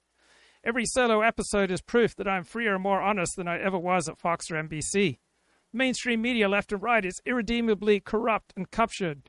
My willingness to call out both sides, especially the woke mind virus and corporate Democrats, is the only thing keeping real accountability alive. Every New York Times, Wall Street Journal, CNN misstep is fresh monologue material. My decades of high-stakes TV experience and legal training gives me unique, sharp, fact-based insight that no Substack hot taker or podcast bro can match. I get to protect I used to grill presidents and CEO for a living authority, even while dunking on her old industry. The Iran war is being spun through the usual partisan and corporate lens. My take is clear. No BS. It's free of tribal loyalty. I am the adult referee. I get to roast the regime change cheerleaders and isolationist weirdos. Public distrust of legacy media is not a crisis. It's validation. The old gatekeepers are collapsing, and independent voices like mine are filling the vacuum. I get to frame declining trust as the market finally rewarding what I have been doing all along. My audience of high information, exhausted viewers values candor, humor, and common sense over comfort or ideology. There's a convenient belief for Megyn Kelly. What about for Tucker Carlson? My decision to leave Fox and build an independent network was a heroic act of journalistic courage. It wasn't a business decision or a personal vendetta. Every solo monologue is proof that I am freer, more honest than I ever was inside the corporate machine. The entire foreign policy establishment, the neocons, the liberal interventionists, the Israel lobby is dragging America to another disastrous war for reasons they will never admit. The mainstream media of both parties is irredeemably corrupt and captured. My willingness to call out the lies on both sides, especially the ones that get me called anti-Semitic or isolationist, is the only thing keeping real truth alive. I get to turn every CNN, Fox, or Wall Street Journal talking point into fresh monologue material. My decades of primetime experience, my willingness to talk to anyone, even Putin, give me unique, clear-eyed insight that no regime, media anchor, or think tank drone can match. Right? The establishment clutches their pearls. I go where others fear to tread. Right? Those are 10 convenient beliefs for Tucker Carlson. What about 10 convenient beliefs for Candace Owens? The entire foreign policy establishment is dragging America into another disastrous Middle East. Mainstream media is corrupt. My lived experience as a black conservative woman gives me fresh monologue material and unique, clear-eyed insight that no legacy media anchor, token diversity hire, establishment conservative can match. The Iran war is being sold through the usual propaganda playbook of fear and forever war profiteering. My take, America first. No more blank checks. Zero interest in policing the world. This is the one ordinary Americans believe. I am the voice of the forgotten taxpayer while the elites cheer from their green rooms. What about 10 convenient beliefs for Richard Spencer now? The Iran war is the latest predictable chapter in the same neoconservative Israel-first foreign policy I warned about from the beginning. Every strike and every regime change talking point is fresh vindication that the real power structure was never America first. My early identification of the alt-right as a necessary intellectual force was correct. That the establishment still obsesses over me proves I struck a nerve they could never contain. Continued media mentions, even hostile ones, are evidence of my relevance rather than irrelevance. The current chaos in the Middle East and the domestic culture fractures both stem from the same root, a deracinated, rootless elite who refuse to acknowledge ethnic realities and national interests. This ties the war abroad to white dispossession at home in one tidy narrative. My deplatforming legal troubles are not failures. They are badges of honor. They are proof that the regime fears the truths I represent more than any street activist ever could. My personal setbacks are moral victories. The alt-right's apparent fragmentation is a sign of maturation. The ideas have gone underground. They've become mainstreamed in subtler forms.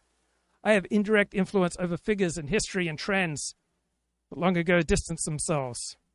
The public fatigue with endless wars and elite hypocrisy is validation that ordinary Americans of all races are waking up to the same identitarian realities I articulated years ago. Ryan Burge, the great religion data analyst. Anyway, just a striking fact. So you were a pastor. So as a mainline Protestant Christian, your relationship to the New Testament was basically to say the fundamentalists overstate how error and contradiction-free these documents are, but there's still good reason to think that Jesus is the Son of God, raised from the dead on the third day, and so on. Well, or had you drifted a bit from that too? I still would have affirmed that, but as time went on, I started realizing that I didn't really believe all of the kind of straight up doctrines. It turns out there are a lot of mainline Protestant ministers still today who don't think Jesus was literally born of a virgin, or even that he's necessarily physically raised from the dead. Right. And I kind of moved in that direction. But until about 30 years ago, I was still a committed Christian. And then why did you cease to be a committed Christian? It wasn't related to my scholarship. Or my understanding of the Bible, or the understanding of the historical development of Christianity. It wasn't related to that. It was because of the problem of suffering. Why is there so much suffering in the world? I taught at Rutgers for a few years, and when I was there, I was asked to teach a class called The Problem of Suffering in the Biblical Traditions. And when I got asked to teach the class, I thought it would be a great idea because I had long thought that every author of the Bible, in one way or another, is trying to wrestle with the problem of especially why the people of God suffer. And I had realized by this time that there's not an answer in the Bible. There are lots of different answers.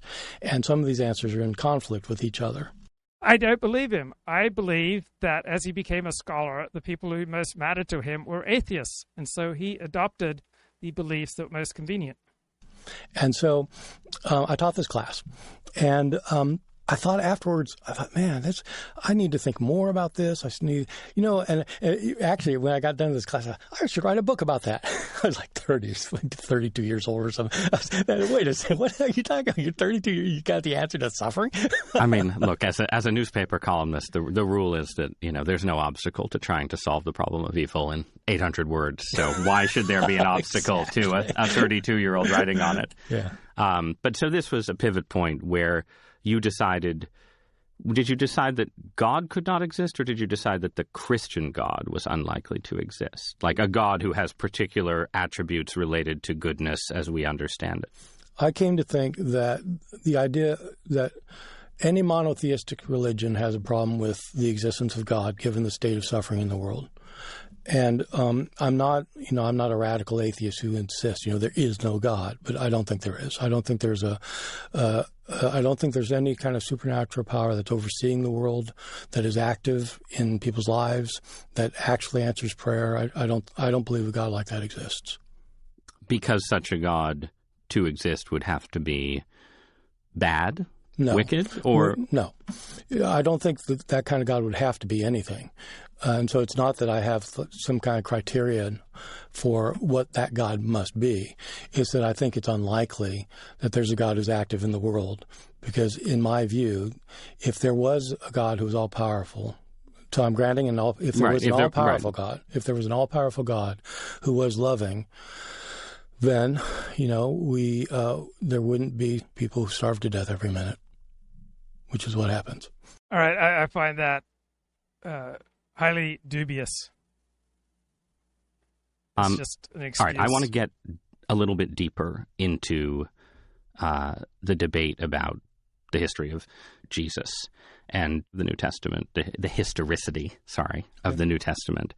And in doing some prep for this episode, I noticed that at one point, once you had a 7-hour debate with a more conservative scholar of Scripture, and I asked my producers if we could have 7 hours for this, and they said yes. So buckle. I don't know what plans you've made for the rest of the day, Bart, but you're here. No, we have slightly less time than that. So we're going to try and skim the surface of what is, I think, just an incredibly fascinating debate, regardless of where you come down or what conclusions you draw from it. To start out, imagine that the listener or viewer has very little contact with the debate or even with Christianity itself, right? What is the historical raw material that the New Testament gives us in terms of understanding the life of Jesus in the early church? So we have 4 Gospels in the New Testament, Matthew, Mark, Luke, and John. They are the earliest surviving accounts of Jesus' life. Outside of those 4 accounts, there's very little information about the historical Jesus, even within the New Testament. The New Testament has 27 books, and most of it doesn't say very much at all about what his life was like between the time he was born and the time he died. Paul has more writings than anyone else and doesn't say anything about his miracles or any confrontations, or, he doesn't tell us about his life for good reasons. But what that means is we basically have 4 accounts in the New Testament about his words and deeds. We have accounts from outside the New Testament, lots of them, other Gospels, for example, but generally they're seen to be not historically reliable, even by people who wish they were. So basically, if we want to know about Jesus' life, we have Matthew, Mark, Luke, and John. And what is just very quickly, what is the scholarly consensus on the relationship of the 4 Gospels that we have? Or what is your own view, or both? Well, my view is the common view. We have the first 3, Matthew, Mark, and Luke, have very many of the same stories, usually in the same sequence, and often word for word the same. And that has long been thought by scholars to indicate that somebody's copying somebody. So almost everybody agrees that Mark was the first gospel written. It's our shortest gospel, and it appears to have been used by both Matthew and Luke. So that Matthew and Luke have most of the stories in Mark, often the same sequence, same words, word for word. So Mark is first. Matthew and Luke used Mark and had material of their own that they added to it. Sometimes Matthew and Luke have similar material. And Half Galatian has a good point. Marc, Bart, Ehrman, and Marc Shapiro are similar in their blindness in their own boomer neoliberalism as informing their worldviews almost entirely. Yes, we all tend to be blind to the water we swim in. Sometimes they have different material. Those 3 are then called the Synoptic Gospels, which means you can see them together because you can put them in columns next to each other, right, and actually read each version of the same story, right? Yeah. Yep. And it's interesting to see how they differ at that point. But John has very little of the material in Matthew, Mark, and Luke up to the time where Jesus is arrested. So the Passion narrative, the account of his death, has similar stories in John. But John records mainly his own miracles, his own encounters of Jesus, his own teachings of Jesus that are different from Matthew, Mark, and Luke. And so... and Jesus talks longer in John, right? That's it. Very much so. When you get to John, entire chapters are Jesus talking. At one point, he starts talking in chapter 13 at his last meal, and he talks through chapter 13, chapter 14, chapter 15, chapter 16. Then he launches into prayer, chapter 17. That's all Jesus, virtually all Jesus talking. So that's right. That is different. Yeah. And then, in addition, you've already mentioned Paul's letters, but there's a large number of letters, and there are the Acts of the Apostles, which seems to be written by the same author as the Gospel of Luke. That's right. And both of those in different ways are sort of windows into the early church. Okay, what would be 10 convenient beliefs for Marc Shapiro? Academic, historical, critical scholarship is the only honest and rigorous way to study Jewish texts and history. Traditional Orthodox approaches frequently rely on unconscious censorship or deliberate rewriting that distorts the authentic record. My books are indispensable correctives rather than optional interpretations. Another convenient belief. Modern orthodoxy is strong enough to incorporate critical scholarship without abandoning halakhic commitment. I am the ideal bridge between the academy and the committed Jewish life. This sustains his dual identity as ordained rabbi and university chair, while insulating him from charges of being outside orthodoxy. Maimonides' 13 principles have never been the unquestioned dogma orthodoxy claims they are. Documenting this in my books, The Limits of Orthodox Theology, liberates the tradition from unnecessary rigidity. So my signature interventions are acts of intellectual liberation. They're not attacks on the tradition. Orthodox Jewish history rewriting and internal censorship, cataloged in my book, Changing the Immutable, are real problems that the community must confront if it wishes to remain intellectually honest. My most controversial book is a public service and a moral imperative. Probably believes my Harvard PhD under Isidore Tversky, my rabbinic ordination, my Weinberg chair at university, give me unmatched credentials, enough traditional authority to be heard inside Orthodox Judaism, and enough academic freedom to speak candidly. This explains why I can publish critiques that most outsiders cannot. Criticism from more traditional voices demonstrate the very mechanisms of defensive rewriting and dogmatic enforcement that my scholarship exposes. My rhetorical shield converts scholarly pushback into empirical confirmation. Figures such as Rabbi Yehiel Yaakov Weinberg and Shaul Lieberman exemplify the creative navigation between tradition and modernity that I practice. That makes my work, my biographies, my studies living models rather than mere history. This justifies my focus on these liminal Orthodox intellectuals of Mirrors of His Own Project. His public lectures are extensions of his scholarly mission. He brings rigorous evidence-based Jewish studies directly to committed audiences. This converts outreach activity into a seamless part of the same exercise. The future of Jewish studies and a viable modern orthodoxy lies in transparent engagement with primary sources and historical context rather than sanitized or hagiographic narratives. History and the broader Jewish community will judge my approach kindly because I prevent orthodoxy from lapsing into intellectual insularity, even if current traditionalist circles resist. This provides psychological insulation against controversy, and this recasts professional friction as proof of my work's importance. And it's fair to say, since the 19th century, maybe the late 18th century, there's just been endless attempts to sort of drill down skeptically into the claims that these books make and how closely they are actually connected to the early church. You have debates about who wrote the Gospels, when they were written. You already mentioned lost Gospels, books that were supposedly suppressed, debates about whether Jesus really claimed to be divine, on and on and on. I think it's notable to me as a reader of your work that as a agnostic and skeptic of sort of the... So what are 10 convenient beliefs for the leaders of Germany now? This Iran war is a tragic but predictable result of unilateral U.S. and Israel maximum pressure policies that ignored Europe's diplomatic expertise. Every new strike in the Iran war is an escalation rather than a response. Berlin sees itself as the voice of multilateral wisdom. Germany's policy of firm condemnation of Iranian aggression combined with calls for immediate de-escalation proves that we, Germany, are the adults in the transatlantic room. German leaders get to sound tough on terror while quietly distancing from Washington's adventurism. This energy price shock is temporary and accelerates our historic energy policy. Higher fossil fuel costs only validate our green industrial leadership. This war with its energy crisis is Exhibit A for why Germany must double down on renewable sources of energy and on hydrogen. German industry is far more resilient than the media panic suggests. Our export model and ingenuity will weather this. Any factory slowdowns or short-time work are minor adjustments, not structural pain. Domestic public opinion strongly backs our balanced, peace-oriented approach. Any protest noise from the Greens or from the left is healthy democratic expression. It's not a coalition threat. Our NATO commitment is rock solid, but any direct military involvement would violate Germany's post-war identity and destabilize the European project.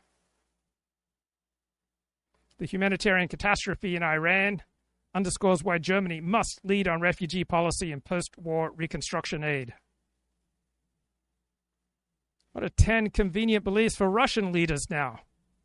The U.S.-Israel war in the Middle East is the perfect distraction that drains American resources and attention away from Ukraine. Every new missile exchange in the Iran war is proof that Washington cannot fight on two fronts at once. Sky-high oil and gas prices are a strategic windfall that strengthens the Russian economy. The revenue surge is sanctions-proof resilience rather than luck. Our policy of principled non-interference demonstrates that Russia's mature multipolar leadership is quite different from the reckless American version. Moscow is the wise adult. When the global south looks for an alternative narrative, they should look to us. Iran's temporary setbacks do not weaken the Russian-Iran strategic partnership. They deepen our cooperation. Domestic support for the operation in Ukraine is rock solid, and the external crisis only unifies Russia behind our strong leadership. Full historicity of the New Testament, you do think some kinds of skepticism go too far. So one of the books you've written is about people who think that Jesus didn't exist, right? That he's a mythological figure. Why should we think that Jesus existed? Well, let me say that historians by their very nature are skeptical because they're dealing with sources that they have to evaluate. And so this isn't a thing about Jesus per se. It's about how history works, that you've got to evaluate your sources. I've never gone into my scholarship trying to disprove things. It's just you try to figure out what happened in the past. And there are people today who call themselves mythicists who think that Jesus did not even exist. And I don't object to that because it's too skeptical. I object to it because it's not historical. And so I'm just interested in knowing historically what really happened. And when it comes to the historical Jesus, the evidence is just so overwhelming. I mean, I don't think you can really have a bona fide question about whether the man existed. The question is, what did he say and do? And that's where you start getting into trouble. But the reason, there are lots of reasons for thinking Jesus really existed. I mean, for one, just kind of one very basic thing. The Apostle Paul, we mentioned, he was writing letters in the 50s and the 60s. Jesus probably died around the year 30. Paul, in his letters, talks about his meetings with James, the brother of Jesus. So, So what I put it sarcastically is if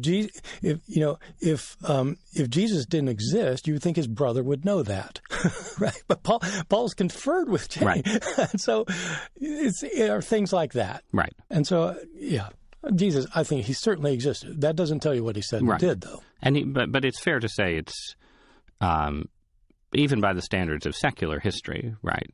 He's an unusually well attested. So I did a 10 convenient beliefs framework for about 80 different communities, including sociologists, right? What are 10 convenient beliefs for sociologists? 1, quantitative methods imported from economics and the natural sciences impose a false precision on social phenomena that are irreducibly interpretive and context-dependent. This justifies our continued reliance on qualitative methods, meaning subjective methods, ethnography, and our theoretical frameworks that produce rich descriptions rather than testable predictions. So the benefit of the sociological approach is you can't be disproved. This converts the methodological limitations of sociology into epistemic virtues. So sociologists get to present their inability to produce replicable quantitative findings as principal rejection of positivism. Positivism means value-free. It's not a failure to meet the standards of evidence that would discipline sociology's commitments. Social structures and institutions cause individual behaviors, not genetics. These structural explanations are unfalsifiable in ways that individual explanations are not. So sociologists get to make sweeping causal claims without having to provide any evidence, and this protects the field from challenge. Race, class, and gender are the master categories for understanding social inequality. Any social analysis that does not center on them is naive and ideologically complicit in reproducing inequality. This makes sociology's theoretical framework mandatory rather than optional, ensures that sociology generates academic and public interest, and that sociologists remain in control of the study of society, not economists and not psychologists. And it takes their particular substantive theoretical claims and makes them a methodological requirement that forecloses any alternative analyses. Sociology provides the indispensable conceptual tools for understanding contemporary social life. Max Weber, Emile Durkheim, Karl Marx, Bourdieu, Foucault, these are all central thinkers. They're not 19th century blokes who've been superseded by more rigorous work in adjacent field, and whose continued dominance in sociology reflects the field's preference for exegesis over empirical progress. Exegesis means interpreting a text rather than creating falsifiable empirical results. So sociology gets to turn its theoretical fluency and its canonical figures into something that is rewarded by hiring committees and makes them the continued centrality in social analysis. And you get to dress this up as intellectual conviction, not convenience. The political homogeneity of sociology, which is 99.9% on the left, right, probably the most extreme in the academy, that does not compromise the objectivity of our research on inequality, race, gender, crime, and poverty, because sociologists, unlike other academics, are just reflexively aware of their position in society in ways that other academics in less self-critical fields are not. Figure. Just in terms of how many people are writing about him. Yeah. And this is something I think that people kind of overlook because, I mean, I often say, and it's absolutely true, that Jesus is never mentioned in any Greek and Roman source of the first century, except for outside of Jews and Christians, not mentioned at all. And people say, oh, well, then he probably didn't exist. Well, how many people are mentioned? I mean, like the most, Philo is like the most famous Jew from the period. I mean, how many people talk about him? No one. So right. The Romans move on from there. Okay. Let's go back to the very first point you made for reasons to treat the gospel skeptically, which is about contradictions between them. Mm-hmm. Just give me a couple examples, just so listeners have them, of places where the gospels contradict themselves or contradict each other in ways that cast doubt on their historical viability. Or validity, not viability. Yeah. Sorry. Well, So, I've written kind of a long book on this. Yes. Jesus Interrupted is this book where I deal with a lot of these. I mean, but they're of all levels. I mean, it's interesting because they're at all levels. I'm just kind of on a basic level. In Mark's gospel, usually thought to be the first gospel, Jesus is sending out his disciples and telling them to go heal the sick and cast out demons and preach the good news. And he says, when you go, don't take a backpack, don't take extra sandals, don't take any money, but do take a staff. Okay, you got to take a staff because you're going to be walking. So Matthew is exactly the same episode, word for word the same in places. And in Matthew, he says to the disciples, okay, so don't take a backpack, don't take extra sandals, don't take any extra money, and don't take a staff. It's like, wait a second. This is right. The same. So this is kind of like an obvious thing where it's either like, okay, he either said take a staff or don't take a staff, but he probably didn't say. So things like that, you get, those are little things. But sometimes you get fairly big things, like what day did Jesus die? In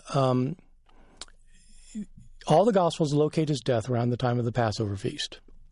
Mark explicitly has Jesus himself eat the Passover feast with his disciples, and he takes the symbolic foods of the Passover feast, the bread and the wine, and he instills new significance in them, says, this is my body that's broken, this is my blood that's given for many. And and so they've had a Passover meal. He's arrested afterwards, and he spends the night in jail. He's crucified the next morning at 9 o'clock in the morning. Mark specifically dates all of these things. John, our last gospel, also gives specific dates for when things happen. Jesus does have a last meal, but it's not said to be a Passover meal. He talks with his disciples for 5 chapters, as I said, and then afterwards he's arrested, put on jail, and Pilate condemns him to death, and he's crucified afternoon on the day they're preparing the Passover meal. A day earlier. Right. Specifically dated in both cases, John 19:14. So, So you have that kind of. So right. Those are kind of detailed things that make you think, somebody's changing something for some reason of their own. And I think, and that's absolutely, I think, what's happening. People are changing things for reasons of their own. But there are lots of other things that are simply, they're just like very big issues involved with, like, what did Jesus actually preach? Why did Jesus do miracles? Why, like big issues between the Gospels. But for most people like me, when I was an evangelical, it took a little thing that I just couldn't reconcile anymore to make me realize these are not inerrant. And once you realize that, it opens up it actually improves your interpretation of these Gospels. It makes it possible to understand each Gospel for what they're trying to say, rather than trying to make them all say the same thing. Yeah, I guess so. To me, as someone, I'm not a fundamentalist Christian. I'm a Catholic, and Catholics believe in some version of inerrancy of Scripture, but being Catholic, there's like 17 different theological schools, right, about what that means. To me, though, it often seems like at least some of the kinds of things you're describing, while they would undermine faith if you feel obliged to believe that, the Gospels can never get a name wrong or a date wrong or anything like that, or else you have to throw them out. If you're evaluating the likelihood that these are texts that actually come from eyewitnesses, right, through mediation, someone is writing down eyewitness accounts, fine, right, but come from eyewitnesses, they're actually what you would expect, right? Like, this is, so I've written, I guess, 2 memoir-ish books, and one of them was about my undergraduate experience, God help me, and one of them was about having Lyme disease. And in both cases, just the nature of memoir writing means sort of at phase 1, you misremember certain things, you get certain things wrong. You're a writer, so you sort of telescope narratives. Sometimes things are compressed and so on, right? Mm-hmm. All of that happens, and yet I still think of them as truthful testimonies about what happened to me that some future historian could reasonably rely upon. Then, in the case of the Lyme disease book, my wife wrote a book about the science of sort of the maternal transformation, in which she discussed some of her own experiences as a mother and included details about being the wife of someone struggling with Lyme disease. And, when I read her account, there were things that she interpreted differently. So 2 people married, living in the same house, raising kids together, right? Yeah. Differences enter in from the beginning. But that happening in the Gospels seems like, in a certain way, evidence of their basic historical reliability, just in the sense that, like, if I handed you as a historian, right, 4 documents written by different authors, and they all agreed on every particular, right? They all hit the same point, and their theology was clear. They all had exactly the same theology. Yeah. Wouldn't you be more skeptical of those documents than you would be of? Yes. Right. Okay, then my work here is done, I guess. No, it's not. Okay. Because, would that we had memoirs. We don't have memoirs. These people don't claim to be eyewitnesses.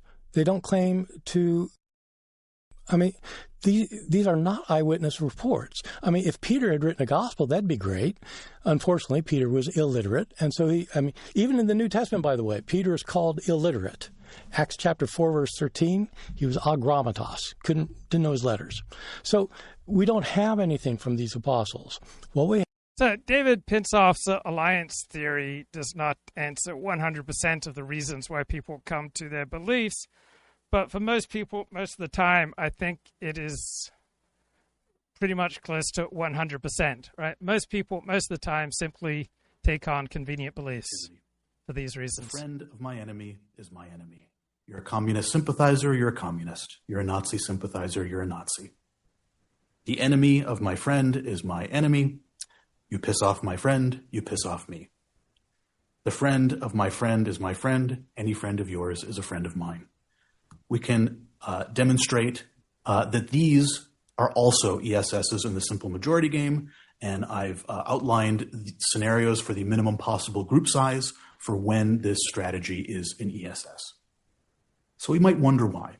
Why transitivity? The answer is simple: coordination. There is a vast space of possible alliances to choose from. Zeroing in on the same alliance as other agents is a formidable challenge. Insofar as we have the same friends and enemies, we'll want to include and exclude the same people in our alliance. We'll have a smaller number of alliances. So this alliance theory, in all likelihood, accounts for 99% of what you believe. To choose from, which means we're more likely to choose an alliance that includes each other. There's more overlap in our preferred space of alliances, which means choosing each other is a safer bet. And if we know it's a safer bet, it becomes an even safer bet. Here's another interesting ESS. If you're like me, you're my friend. We typically choose allies who are like us. They might talk like us, or dress like us. Why? Why do we do this? To find out, we're going to consider a liker strategy. Likers choose the player who is like them. If both players are like them or neither player is like them, they revert to an ally strategy, choosing at random. We're going to continue with the favoritism game because it's mathematically simpler. So let's assume that you and I are alike in some way. We're both blue and Bob is green. And we're going to suppose that you are a rare mutant liker. In this case, you're always going to choose me because I'm blue. How does your strategy do? Well, half the time, I'm going to choose you. So ESS means evolutionarily stable strategy. But a simpler way of understanding is just, does this story make evolutionary sense? If a story that someone is telling you does not make evolutionary sense, then it's not what they say. It is a play for status. In return, if I'm an ally, quarter of the time I'll gang up with Bob against you, and a quarter of the time we'll form a love triangle and nothing will happen. So likers actually have the same payoffs as allies, which means that they neither do better or worse. They could potentially drift in by chance. So now suppose that they do drift in a bit by chance. Suppose likers get a bit more common. Interesting things start to happen here. So now suppose that I'm a liker. We will now have a 100% chance. So you may not like this, but this is how the world works. Of forming an alliance. That is a pretty powerful strategic advantage. We've doubled our odds of forming an alliance. And what's interesting about this strategy is that this strategic advantage stays the same. In fact, it grows the larger the group size is. Because in larger groups, likers are solving an even larger coordination problem. And so we can actually demonstrate this mathematically, that likers are an ESS. When they're rare, they do the same as allies. But if even even a small number of them drift in, they begin forming alliances with one another, and they do especially well when they're in large groups and when there are lots of them to get together. So it is obvious to anyone who's lived on this planet that like attracts like. Birds of a feather flock together. This isn't exactly news. But can we say something more than this? Does the model predict what specific types of similarity will lead to alliances? I think it does. We can say 4 things, in fact. Similarity should be common knowledge, salient, categorical, and exclusive. Let's start with common knowledge. Common knowledge is a very important term in game theory. Thomas et al. Defines it as the recursive belief state in which everyone knows something. Players need common knowledge when they're trying to coordinate for mutual benefit. For example, if we're all trying to get together at the same time and place, everyone needs to know that everyone knows the time and place. The simple majority game is, in part, a coordination game. We've already defined an alliance as a coordinated, mutually beneficial relationship that comes at a cost to others. So for the liker strategy to work, the players need common knowledge that they are alike. And let's leave it there. I'll talk to you later, mate. Bye-bye.